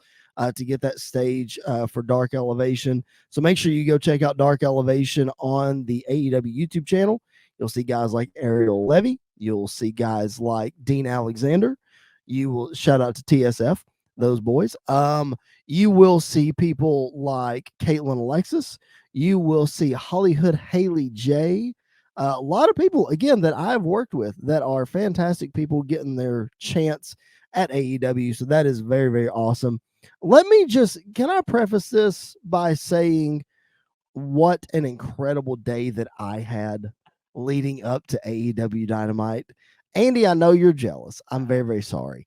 I have a lot of people that are jealous of me for this. So backstory quickly, I'll keep this short because I could literally go 3 hours with this right here. So backstory, found out through the job that I work at. So the company that I work for is owned by CBS. CBS also owns comicbook.com and popculture.com. Okay. So comicbook.com has a humongous wrestling division for those of you who do not know. I remember telling Andy about this and he was like, really? You guys work with them? Like, I read them all the time. I'm like, yes, I know. Yep. So it's cool. So we work with them. So I find out through the grapevine that the Big Show and Mark Henry are coming to our studios on Wednesday to do an interview with comicbook.com. And I find out we are actually going to get the Big Show on our show, which we talk about college football, but it's the Big Show. He's willing to do the show. We're going to talk to the Big Show. So we're standing there shooting the breeze, whatever. Big Show walks in and shakes everybody's hand, introduces himself to every single person. It was the coolest thing ever. Super old school wrestling. That was awesome. And he sat down in our lobby and he just held court for about an hour and just told stories. One of the stories that is very, very, very well known that I will tell on this podcast is Big Show was in South Africa for a South African tour. And I think this was around, I want to say end of 2002, beginning of 2003, maybe. So Big Show had just dropped the Undisputed Championship to Kurt Angle. Kurt Angle is on a collision course with Brock Lesnar for WrestleMania 19. That's our timeline here. Big Show is working Brock Lesnar at the house shows. 80 context. Brock Lesnar is the blonde dude that threw everybody around at the day one pay-per-view that you watched at my house. That's Brock Lesnar. Okay, context. Okay. I know some things, Chris. I know. I'm just we started talking about AEW, now we're going to WWE, so I'm just making sure you're caught up. Okay, here we go. So Brock Lesnar and Big Show are working the live event loop. Okay. And they were in South Africa, and Big Show says that he got a hold of some bad food one day. And I think Andy knows where I'm going, but I'm going to tell the story anyway. Big Show got a hold of some bad food, and Big Show's stomach was not doing well on this day. Well, when you're a wrestler, you fight through a lot of things. You wrestle no matter what, unless you're on your deathbed. Okay, so Big Show, being the Big Show, is I got to go in and wrestle Brock Lesnar. Now, Brock Lesnar is in the prime of his career at this point. So you think he can throw guys around now? You should have seen him in like 2003. I mean, the dude was 25 years old and just, it was insane. So he's in the ring with Brock Lesnar, and Brock starts his babyface comeback. He starts going at Big Show, and he starts suplexing him and throwing him around, and Big Show's stomach starts getting upset a little bit. And all of a sudden, Brock throws Show, and he hits the mat and craps his pants in the middle of the ring. And Brock is laying there in the ring, and he goes, Show, did you crap your pants? Show goes, yeah, Brock, I did. And Brock goes, stands up and walks across Show's stomach. Oh. Oh no. Luckily, the Big Show was not wearing his spandex that he had normally wore throughout his career. That was at a point where he was wearing actual leather pants. It was when he was with Paul Heyman and all that kind of deal. But yeah, that's one story that I'll let slip from my experience. So anyway, I'm hanging out with the Big Show at work, right? Okay, I'm chilling with the Big Show, and Katie, you'll get a kick out of this. So I see the elevator open up, and I see a figure walk out of the elevator. His hair's pulled up in a bun, and he's got a mask on. And I was like, oh, that looks like Jungle Boy. That's cool. Jungle Boy's here. No big deal. Whatever. He starts getting closer. I realize it's not Jungle Boy. I then quickly realized that it's Adam Cole. And I just about fanboyed out. Like I almost couldn't contain myself, guys. It was the coolest thing ever. Talking to Adam Cole, just telling him, hey, man, I was, in your match against Johnny Gargano at TakeOver New York is the greatest match I've ever seen in person. Like it was, New York crowd was hot, yada, yada. So we talked about a lot of things. I didn't fanboy out too much. But all that to say, it was a cool day. They invited us to come to Dynamite, so we did. And that's how I ended up going to the show. Now, back to the show. Andy enjoyed the show. We've talked about that. I enjoyed the show. Katie, your first wrestling show. How did you like it, number one? And was it like this humongous difference from watching it on TV to actually being there in person? What was that difference like? I definitely did like it a lot, and it definitely was different than TV. So we first got in there and we're trying to find our section for our seat, and every time we pass an opening where you can see the ring, I'm like, Andy, there it is. There they are. They're so close. And then I'm hearing this big like bass sound while we're walking through, and I'm like, Andy, what is that? And he's like, Katie, it's the ring. They mic it up. So it's like a full surround sound experience being live in person. Like every hit hits differently when you're in person. Mm-hmm. It definitely does. Yeah, that's that. Were you thrown off? I'm sure Andy warned you, but were you thrown off at all by not being able to hear commentary at the event? Bit. At first, I was like, so we don't hear them talk? And he's like, no, yeah. I'm like, well, what do you do? And he's like, you chant, you scream, you get into the fight. Like, that's awesome. Yeah, that was one of the things. The only wrestling event that I've taken Stephanie to, I had to warn her ahead of time, and she goes, "Oh, I'm not gonna know what's going on." I'm like, kind of got to read between the lines, dear. I'm sorry. So that is one thing that throws a lot of people, that they truly don't think about that. If they're going to their first live wrestling event, they truly don't think about not hearing the announcers. But then a lot of people who watch wrestling or who are getting into wrestling on television don't pay attention to the announcers anyway. Heck, I wouldn't pay attention to the AEW announcers if I didn't have to. Okay. Anyway, let's. I was gonna say it was a lot easier to watch some of these matches without JR. I'm so glad. I'm so glad I didn't hear JR at the end of the night. We got to hear Sammy. We got to hear Shivani, but Shivani wasn't bad. Shivani is good in that role of being doing in the ring and doing the interviews. Jim Ross is amazing doing the backstage interviews and the sit down promos. Yep. And I like Excalibur on commentary for the most part, but it was nice to sit and watch and not have to hear that. Excalibur's great. He really is. I'm also glad that I didn't have to watch Rampage and hear Ricky Starks, because I don't think he's a good commentator either. He gets all over my nerves. Yeah. He just does. Him and Taz together it's just too much. They should just have Taz by himself. They really should. Because I love Taz. I love Taz as a commentator. And Jericho. Excalibur and Taz. And Jericho. Yes. Yep. Perfect. That's the dream team right there. Yep. No, the dream team was hiring Tom Phillips, and they didn't do it. Dummies. That's true. Anyway, everybody who listens to this show knows how I feel about that. Katie just got an inside baseball look at how I really feel about commentary. Anyway, I got to give her some context. Don't mention anything about Starrcade 97. You don't even know what that means, but don't even bring it up, because if you want to see Chris, he's already getting mad about it. So don't even bring it up. Speaking of Starrcade 97, we got to see Sting. Not only, but because that was the thing, like I was going to go. If I see Sting, my night's made, because I'd only seen. Let me try that again. Take a shot. I've only seen Sting wrestle one time. It was in 1994, and he still had the flat top haircut. I'd never seen Crow Sting ever. So other than meeting him a couple years back at a Comic-Con, but actually at a wrestling event, getting to see Crow Sting, dude, it was so cool. Not only did he walk out with Darby, he got involved at the end of the night. Yeah, that shocked me.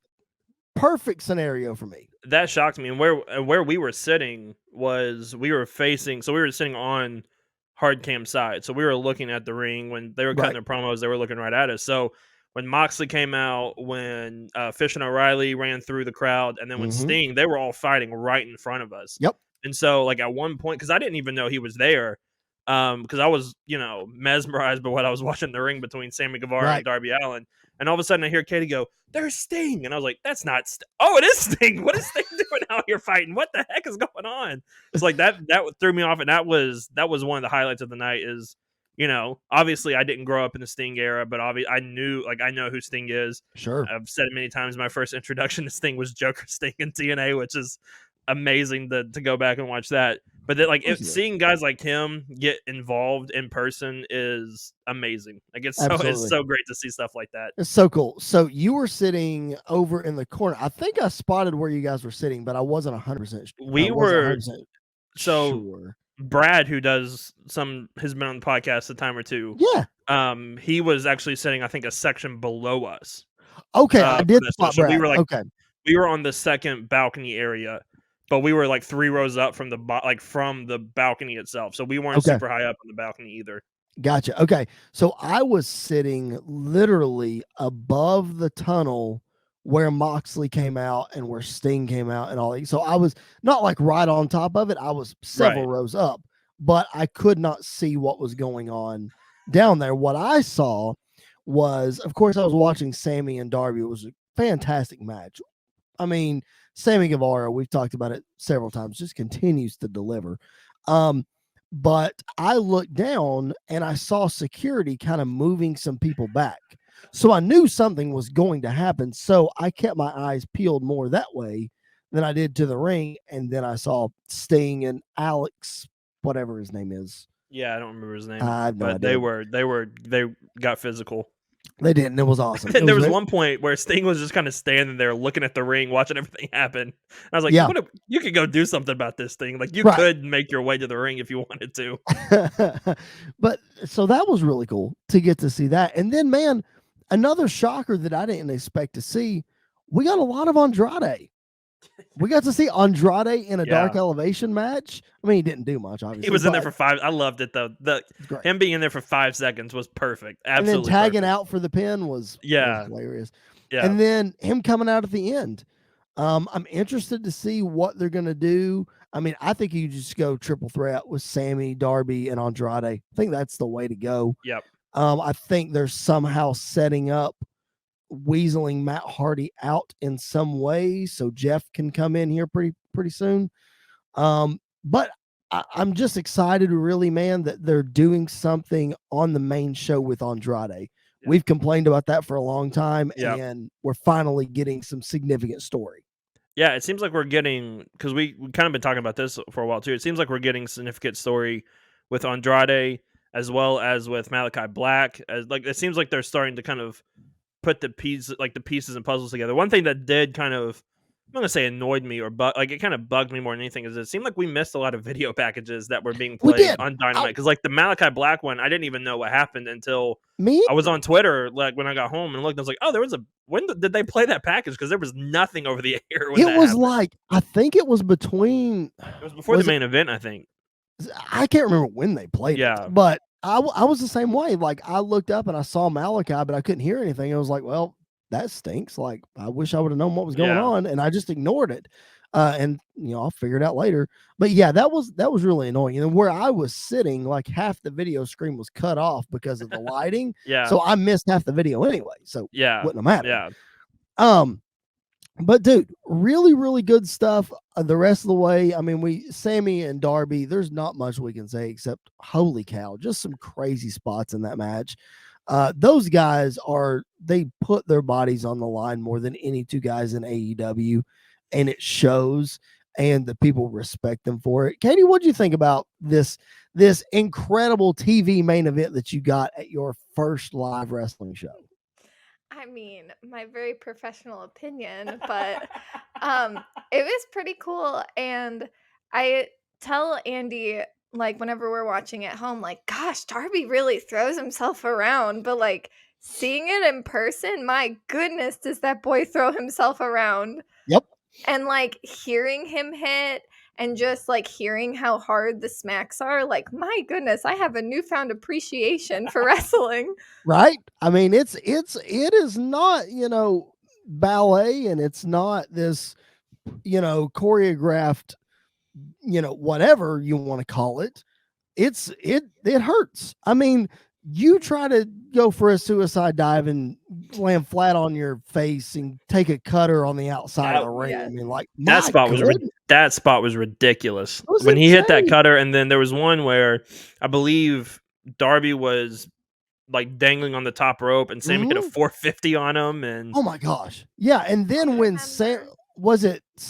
did Sammy miss a swanton? Yeah, on and hit the apron, something? but like he like caught his shoulder on the top rope and then like turned Oh. sideways when he did that as well. One thing she did mention though, and I'm gonna let her kind of dive into this a little Go bit for it. like deeper. The first thing she said when we sat down was, "I didn't realize how small the ring actually is." Yes. Okay, yes. On TV, they make it look so huge. Yep. Like, whenever they can clearly touch the rope, you're like, they're not going to reach it. But when you're sitting right there, it's like so confined. And it's like you don't have a lot of room to really run away or dodge or get out of the way. Like, it's That's pretty close quarters in the ring. It is. That's true. And AEW rings are actually smaller than WWE rings. WWE rings are 2 feet bigger all the way around. So AEW is 18 by 18. WWE is 20 by 20. But in the same sense, you can go to a WWE event and think the same thing.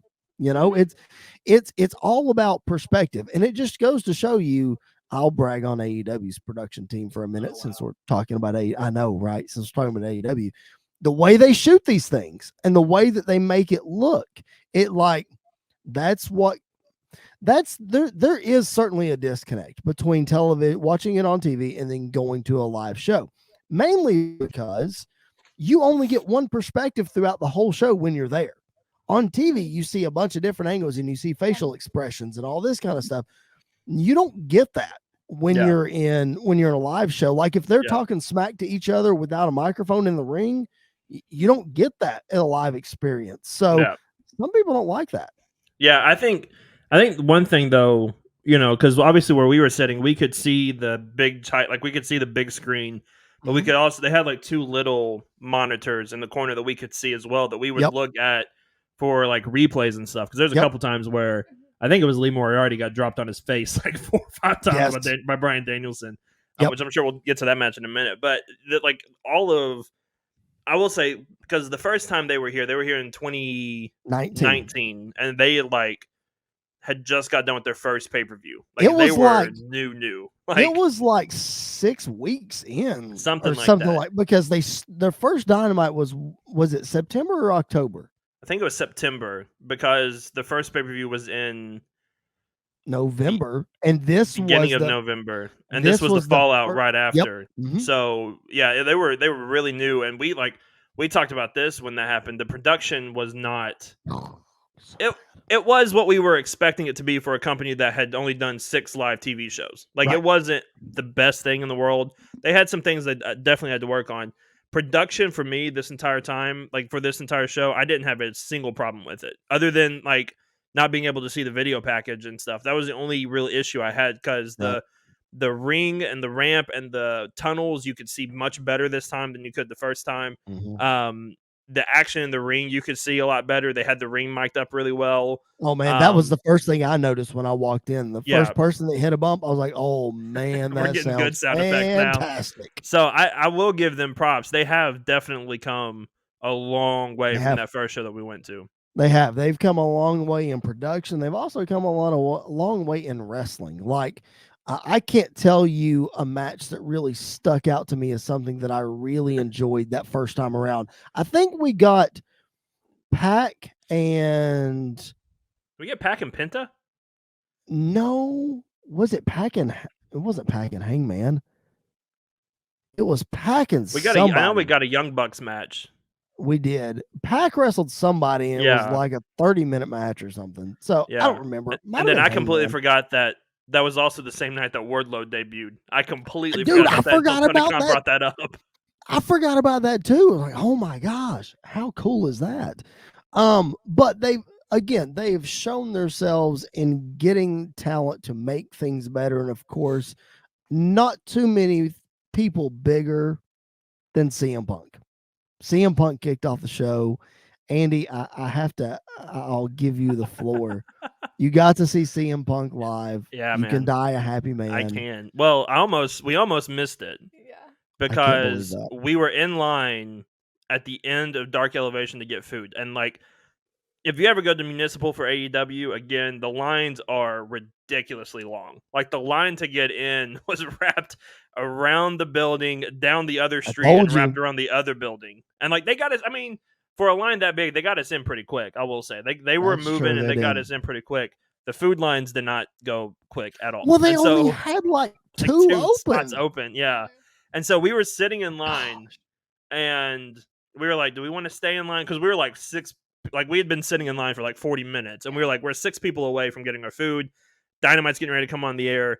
And I was like, this food's probably not even worth it. Let's just go. I'm not missing the first part because I don't know what's starting. And as we're on our way up, Tony Khan was out there, and he said, and let me introduce CM Punk. And we like floored it to our seats and didn't even sit down. We just stood there and waited for the music to hit.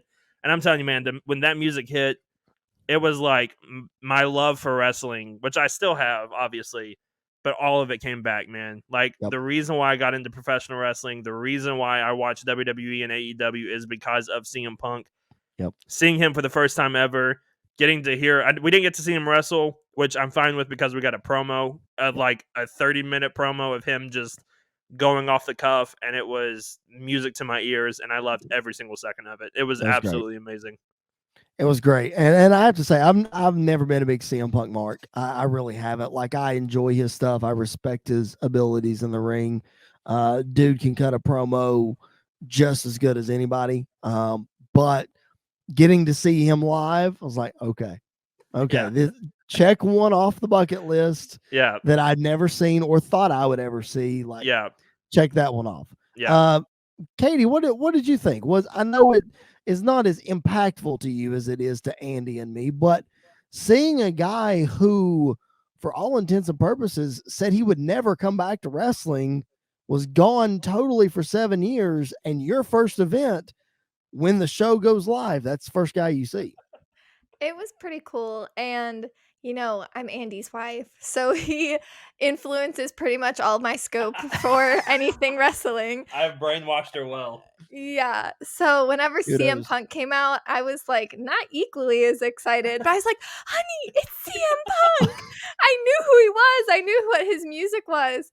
And I think we might have been at the Belcher's house for when he came back, or were we home? His debut. Yeah. So like my whole scope of CM Punk literally has started within the last year. Like, and so it was pretty cool to see him live in person. Yeah. Yeah, because we saw his first match at their house. Mm-hmm. But the first time he debuted, we watched it together at the house. And she was like, why is everybody freaking out over this guy? And I was like, well, let me show you why everybody is freaking out. So we went down a little rabbit hole in history. And so, but it was everything I dreamed and more. I just need a pay-per-view now to come to Nashville so we can watch him wrestle and see the full package of CM Punk. Let me tell you, they better find him another building because that municipal auditorium is not going to do it. No. Concession lines are ridiculous. The line around the building is ridiculous. Yeah.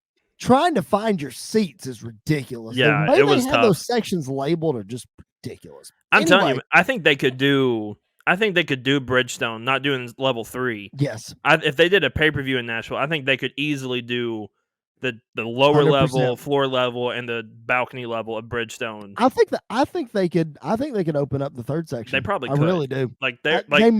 I was amazed by how many people were there. Because like the first time we went, it was probably like 75% full, being generous. Yep. This one, it was like 98% full. There was only a couple spots, and those spots are always seem like they're blocked off on hard cam side. And the crowd was into it. The fans were into every single second of this match. I mean, the pop that Eddie Kingston got was awesome. Ridiculous. Was ridiculous. Awesome. And so I think they could easily do one at Bridgestone if they wanted to. Oh, I think they might not sell it out, but they could pack it for sure. Yeah. I know we're talking a lot of experiences here, and that's kind of what we're here for because we all three were at the show. We want to give perspective that not everybody gets just by watching it on TV, but we do have to get into the nuts and bolts of what happened on Dynamite. Andy, how okay are you with the dog collar match?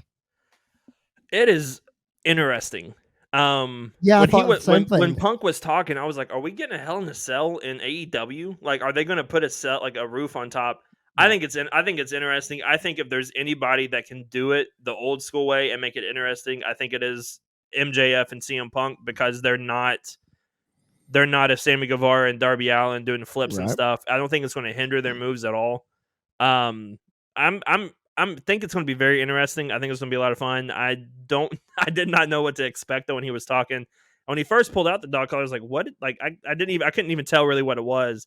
And then when he started talking about it, I was like, oh, "Okay, this has potential to be something really interesting." I don't think it's going to be another Texas death match with Kenny Omega and Right. all of that. I don't think it's going to be that again, but I think it could potentially be something that is really special if they do it the right way.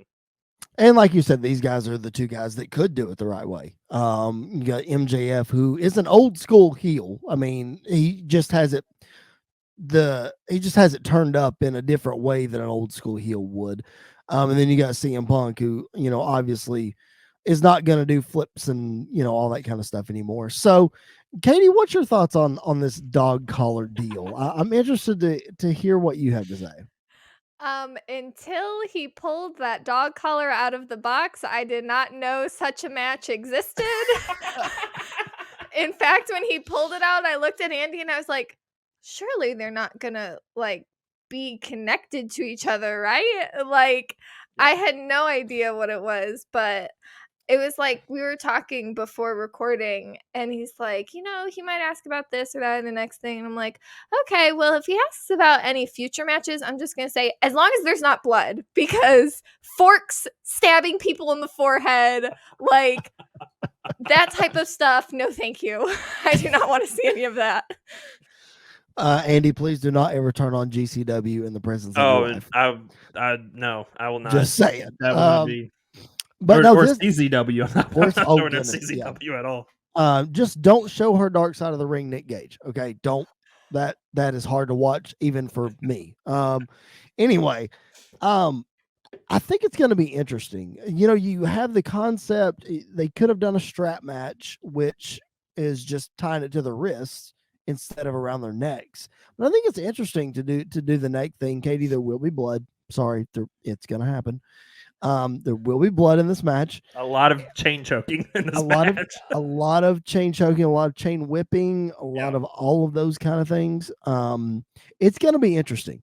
I'm anxious to see how they do it.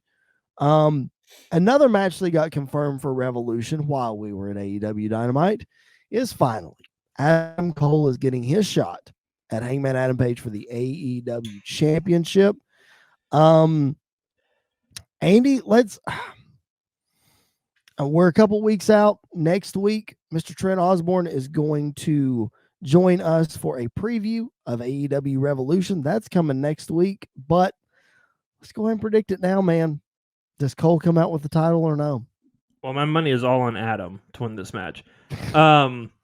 Thank you. You're welcome. Thank you, That's Captain the insight. Obvious. That's the insight that you wanted to see. Man, I don't know, because I think it might be time to pull the trigger for Adam Cole, but I also kind of don't want to see Hangman's title run come to an end as well, because I think he's like right at the point where he is like super high. He's defended it a lot of several times on TV the last couple of weeks, and so I don't know if it's time to pull the trigger just yet. But if I had to say, man, I think they do. I think Adam Cole walks out AEW champion. Yep. I would not be shocked. I'm sorry, Katie, that you're sitting here. I would not be shocked if Fish and O'Reilly walk out with the tag titles of Revolution as well. And, they have that moment where they all hold the gold. And because, especially if you watch, I mean, I'm sure a lot of people that listen to the podcast do watch TNA or Impact or whatever.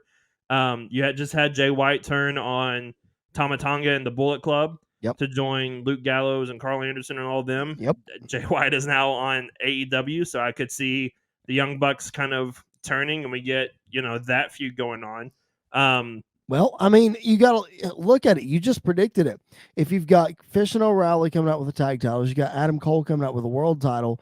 Well, who better to go face to face with them than the Young Bucks and Kenny Omega?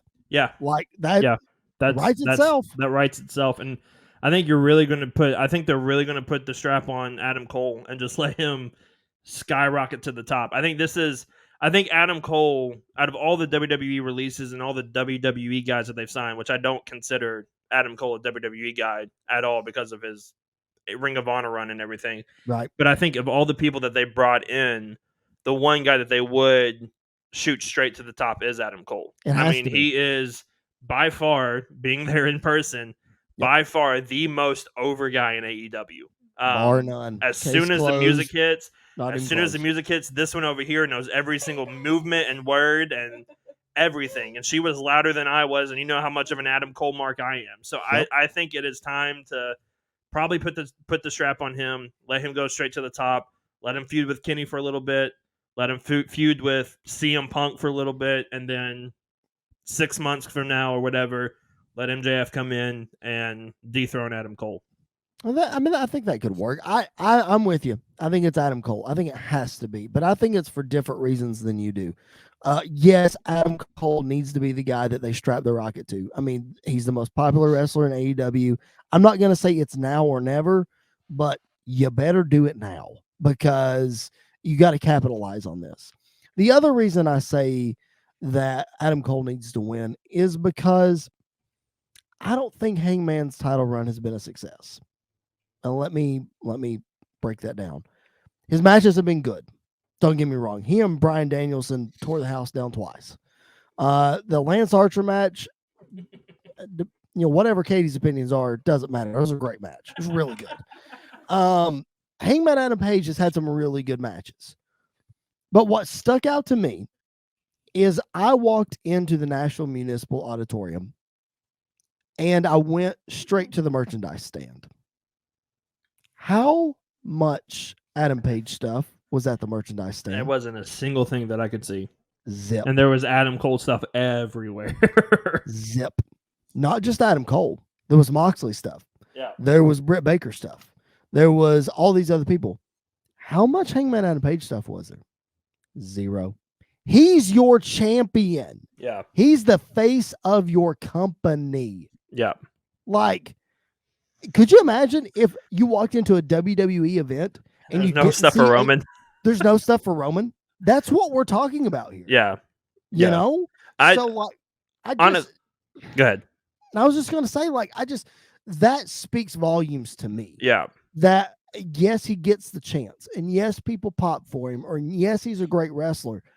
But if you don't give the opportunity for people who are casual fans to walk out of there, that's the champion. I want his merch. You don't even give him that chance. No. So I don't think it's a success. I really don't. Yeah, I think from that aspect, it's not been a success. I think part of the difference between AEW and WWE is AEW focuses very heavily on the wrestling aspect more than the sports entertainment aspect. Sure, that's all WWE focuses on.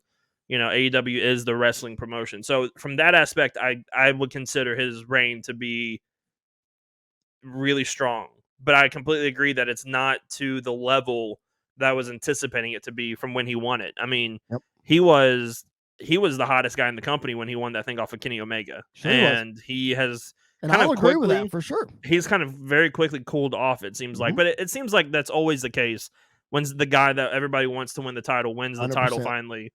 Even in WWE, Stone Cold Steve Austin. When Steve Austin won it, Steve Austin's a much better chaser than he is holder of the title. Seth Rollins. When Seth Rollins won the title, the fans turned on him like stupid quick. Well, he also opened his mouth and he did. Which, what he said about a lot of people. What he said about Will Ospreay, I completely agree with. By the way, well, I do too. That's just me. But some people are better at chasing the title. Some people are better at holding the title. Adam Cole is a much better guy at holding the title. And we saw that in NXT. another great example, and he's never probably, I don't think he's ever held a world title. MJF is probably going to be the greatest title holder because he is going to be the guy that everybody wants to chase to beat, and he's going to cheat to win every single time, and it works. It's going to work perfectly. And I think Page is the perfect guy to chase. I think he's always going to be the guy that has to be chasing the title rather than winning the title. We have gone long here on this episode, and we still have a little bit to get to. Thanks for bearing with us for, my goodness, almost 2 hours, guys. This is our longest episode yet, and it's not even like an old school episode. Like, we are talking about the current product. Andy and I've talked about it a lot on this podcast. The wrestling world is heating up in both companies right now, as it should be. So there's just a lot to talk about. Let's get a little more into Dynamite, or rather Rampage. You mentioned Jay White a few minutes ago, Andy. Jay White debuts. We get to see his first match in Nashville on Rampage. And well, I wasn't impressed. I don't have any other words for it. What was your thoughts? I loved it. I am a huge Jay White mark. Obviously, because I'm glad you are. I've watched him in New Japan for years. I mean, right, when he joined Bullet Club, all of that stuff was absolutely amazing. The stuff he was doing in TNA the last couple of months and still doing, is really interesting. He definitely has a New Japan style of wrestling that does not always correlate with American audiences, because if you've never watched a Japanese wrestling show before, Japanese wrestling fans are completely different than American wrestling fans. Japanese wrestling fans will sit in quiet and watch, and if they're quiet, then you're doing something really good. Like it's the weirdest thing. American fans, if you're sitting in quiet, then you're terrible and you're sucking up the show, and you need to just call the finish and go home really quickly. Right. I really enjoyed it though. I think obviously the finish of this match I thought was brilliant. It was a really good transition into that. I think he's playing up the heel part really well. I really, really enjoyed this. It was exactly what I was expecting a Jay White match to be.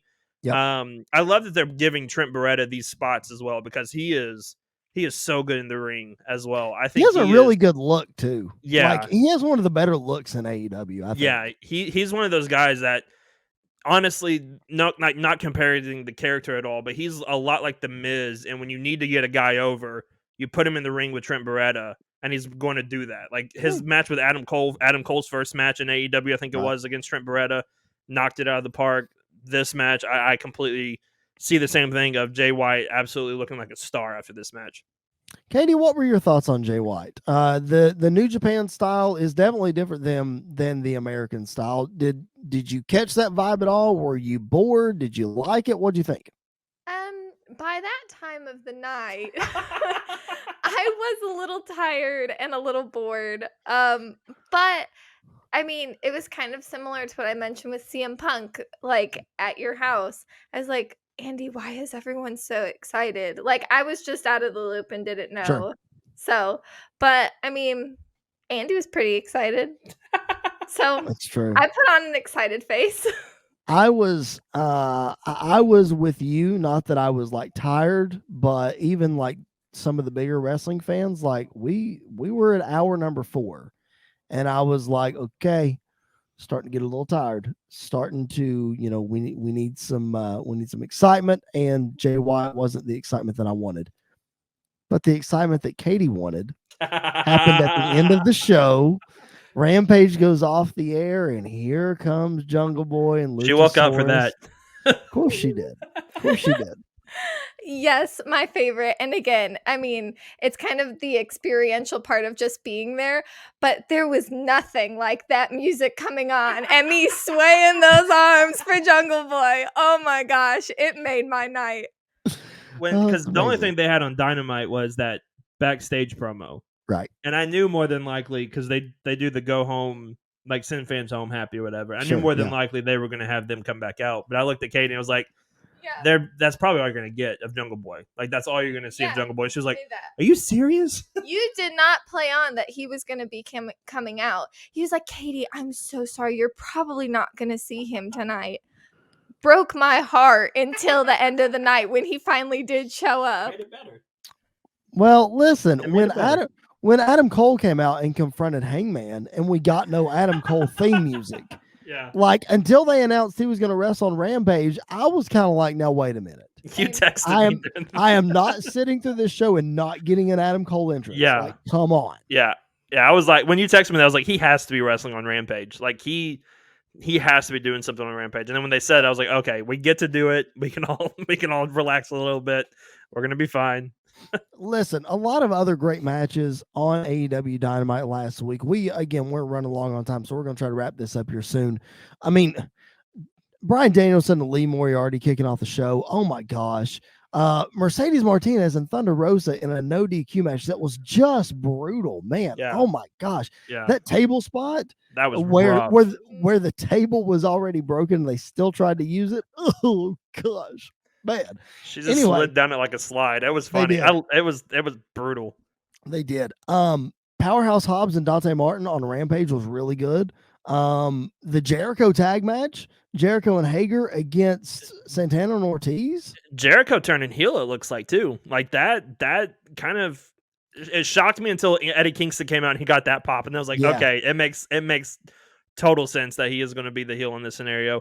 But still, singing the Judas music was also a highlight of the night. It was amazing. We got to do it twice, and it was so much fun. But yeah, that match, that was probably the match I was least looking forward to, honestly. Going into it, because not because of Santana and Ortiz or because of Jericho and Hager, but it just seems like this has been going on for a while, and Eddie Kingston has been out of the picture for a little bit. And then once his music hit and that pop happened, I was like, this is going to be something different. This is going to be fun. Yeah, I was really excited for him to show up because it just added a new wrinkle. Like you said, it's been going on for a while. We needed him in there, especially if we're setting up Jericho versus Kingston at Revolution, which, I mean, they have to at this point. Do it, yeah. But yeah, it was a really cool wrinkle for the show. We've been talking about how great this show was, Andy, and just one thing after another, no rest, no nothing, just like good stuff all night long.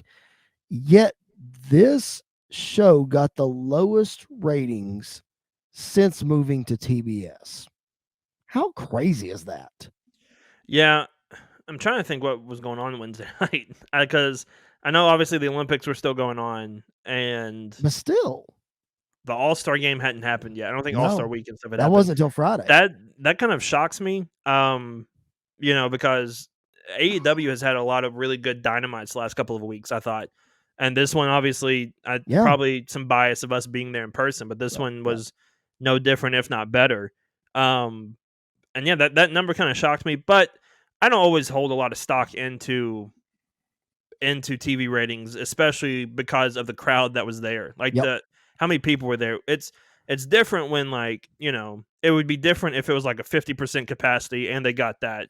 That would be a little more alarming and concerning. But the fact that there was like 99% full, still, I mean, 800,000 or whatever it was is no number to bat an eye at. It's still a really strong performance.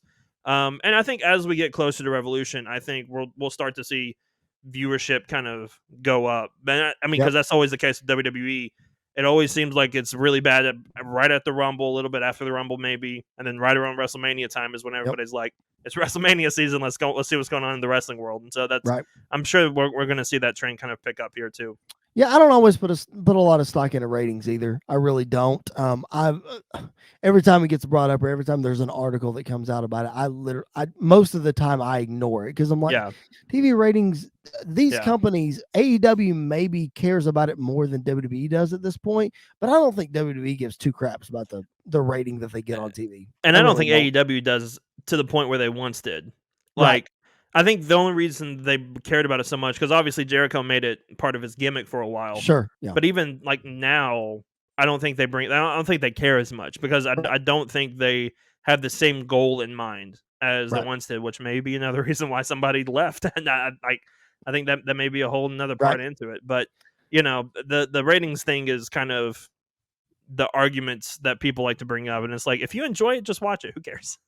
Listen, I know we've been going long, y'all. And we still have one more segment to hit before we sign off, but I'm about to go down a rabbit hole just because we have a special guest and I need her thoughts on this. Katie, Andy and I and our buddy Tyler Peters, who was on last week. Thank you, Tyler, for hopping on. We appreciate it. We released a special bonus podcast last week about the departure of Cody Rhodes from AEW. Okay. I need, from an outsider's perspective, you have seen this war between WWE and AEW. You've watched both shows. You've had your positives and negatives about both shows. You've been to an AEW show. Cody leaves. Cody essentially, whatever you believe, helped start the company. And now he's gone, presumably for WWE. That's nowhere near confirmed, but all signs point to it. As hot as AEW has been and as popular as they are, one of their EVPs basically up and leaves in the middle of the night. As a casual watcher, what do you think about all that? I don't have a whole lot of thoughts about it. I think purely for the fact that this one has filled all my opinions on wrestling. Okay. That he's going from AEW to WWE kind of bothers me because I like AEW better. So, and like, I also have kind of formed my own opinion about AEW being better for the like drama that happened with CM Punk leaving WWE and then when his return joined somewhere like AEW. So I don't know. I guess I'm sad he left, but I don't have a huge opinion about it. I just, as the time goes on and as we get closer to him possibly coming over or whatever, he retires, whatever you believe, I don't know. I just find it really, really interesting. Andy, it's one of those things where I don't know that we'll ever know the answer, but Yeah. it just, it's just wild to wrap our heads around. Yeah. The more I've thought about it, because now obviously it's been over a week since everything kind of broke loose last Tuesday. The more I think about it, though, I think this might be the best choice for Cody. I agree. To leave and more than likely probably end up in WWE because of the fact that he is not as connected with the AEW crowd as I think he wants to be, or wishes he was. I will go as far as saying he's not as connected to the indie crowd. Yeah. As he wants to be or thought he was. And I think part of that, kind of definitely going into a rabbit hole real quick, I think part of that is due to the success of Matt Cardona because Matt Cardona is doing the exact same thing, though, that Cody Rhodes did when he left WWE and hit the independent scene and was the hottest guy in indie wrestling, was wrestling for every promotion, winning every title, all of that stuff. Matt Cardona is doing the same exact thing. And I think, and probably, I mean, I didn't follow Cody's indie run, but probably making a bigger impact. In a way? Yes, and in different ways. Like I think they made different impacts in a lot of different ways. Because I think Cody had his list of wrestling and all the guys he wanted to face on the independent scene and went out and put on the best matches on the card, wrestled Kurt Angle 3 times, and all of this different stuff that was really, really interesting and really, really cool. Matt Cardona has gone out and been like, I'm going to be the WWE guy in all these indie shows to make everybody hate me, and has done it perfectly. So I think they're two different guys doing the same model. And I think Cody's realizing maybe that, if Cardona could do it, which no offense to Matt Cardona, I think we're seeing how good Matt Cardona actually is now outside of WWE. Same thing with Cody when he left. And I think he's starting to see now that Cardona's out here, maybe it's not a bad choice for me to go back to WWE and maybe I'll be, the star that I've always wanted to be or the person that I've always like the person my dad and I always thought I was. Because obviously WWE and Dusty Rhodes are very closely tight and like very tight. But I don't like Cody even said it when he left. My dad would have told me to leave, and like my dad probably now he's probably saying my dad would probably tell me to go back, and I think all of that is playing a factor into it. I mean, his dad left WCW for WWE, and then he went back. Yeah, so I think it's possible. I mean, and you made a great point about Cardona. Cody and Matt Cardona are best friends. Cody was just in Matt Cardona's wedding. Yeah, not that long ago. Yeah, so. You don't think they were talking shop and all that kind of stuff? I mean, come on. So the more and more that time passes, we talked about it earlier in the show, will he, won't he kind of thing. It's interesting. I thought I'd throw to Katie on that. Okay. The other thing that I'm going to throw to Katie on and Andy as we wrap up here, after every single show, we always have to hand out our high spots and our turd sandwiches, the highs and the lows of what happened in the wrestling business this week. But what we're going to do is we're going to cater this towards Katie. You're welcome. Aw, thanks. We are going to go through our highs and our lows, our favorites and least favorite moments of Dynamite this past week. So, Katie, I'll throw to you because we know what your favorite moment is, but I'll ask you what was your favorite moment of being at your first, not just AEW Dynamite, but your first wrestling event as a whole? Gosh. I think I've kind of mentioned the experiential part of it. My favorite part is like hearing the hits, seeing how hard everything hits in person.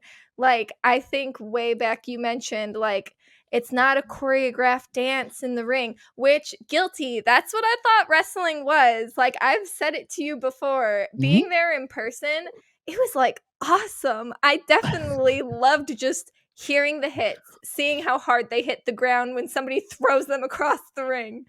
Do you now consider professional wrestling a sport?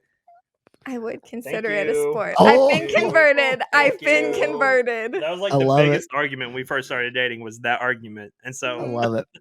I've been love it. converted. That's amazing. But we know that, that was your experience at your first wrestling event, but your favorite moment of the night was of course seeing your boy. Laying my Boy. eyes on that Oh. man walk down the ramp. Oh my gosh. That's interesting. Andy, as soon as we finish recording this, you need to go show her Daniel Bryan in the Greatest Royal Rumble. If she's talking about getting Yeah, hit and I all will. that kind of stuff. I will. She needs to see that. All right, Yes. Andy. The purple chest. For real. Hamburger meat purple. Yeah.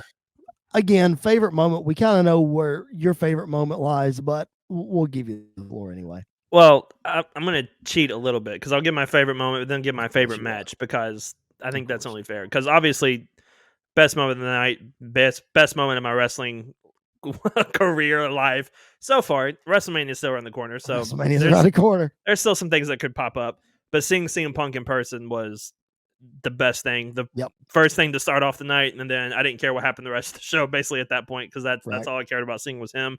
And then match of the night. I'm sure you'll bring up the main event as match of the night, but I'm Daniel Bryan, Bryan Danielson, and Lee Moriarty. Yep. More so for the Lee Moriarty part of people are starting to see why he's so good and why people were so high on him coming to AEW. Sure. And it's hard to hold your own against a guy like Bryan Danielson, and Lee Moriarty more than held his own with Bryan Danielson. So that match was absolutely amazing. It was awesome. And we didn't get enough time to talk about that match, so I apologize for those of you who wanted our opinions. Listen, they tore the house down. Like, there was no house left for Darby Allin and Sammy Guevara to tear down because Bryan Danielson and Lee Moriarty already did it. I mean, that match was incredibly impressive. Of course, I enjoyed the main event, but my favorite part of the show was getting to see Sting for the first time in the Crow gimmick. And then, of course, Adam Cole and his entrance. And listen, I've been very vocal on this podcast about being very skeptical about how AEW has been treating Adam Cole and that kind of thing. And we might be getting into something a little more tangible, hopefully, with this Hangman Adam Page thing. We'll see what happens. But getting to see him again in person just showed me how big of an Adam Cole fan that I truly am and didn't realize it. Yeah. But then, of course, just getting to see Sting. All right. Least favorite moment of the night. Now, I'm not going to throw to Katie first. I'll let Katie think about it. Okay. I'll let her think about it. Andy, least favorite moment of Dynamite or least favorite match or what have you? Can I say going home? You can.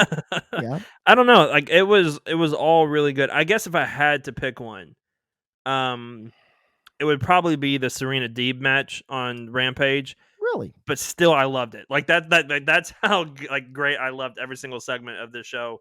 That was probably the lowest point, and by lowest point, it was still amazing to see. So, that would probably be the my least favorite thing of the night. But saying least is out of all of the stuff, it wasn't the best. So Right. that's kind of how I put it. But that was probably it.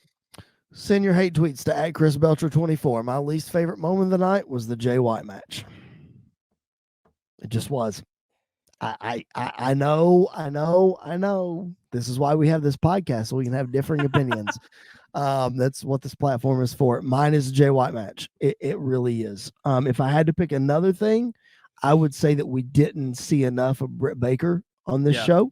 I thought we could have seen some more of her. Just because she's the AEW Women's Champ, she needs to be featured, and she wasn't. We didn't even talk about the Cobra Kai being in the building as well. Right, the Cobra Kai. Oh my gosh, it was crazy. All right, Katie, did I steal your least favorite moment, or what was your least favorite moment of the show?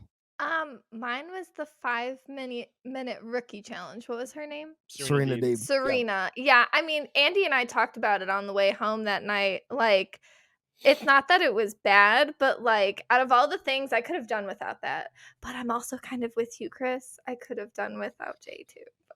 Okay, all right. I've got more brainwashing to do. You have more brainwashing to do. I got more brainwashing to do. Oh my gosh, that's hilarious.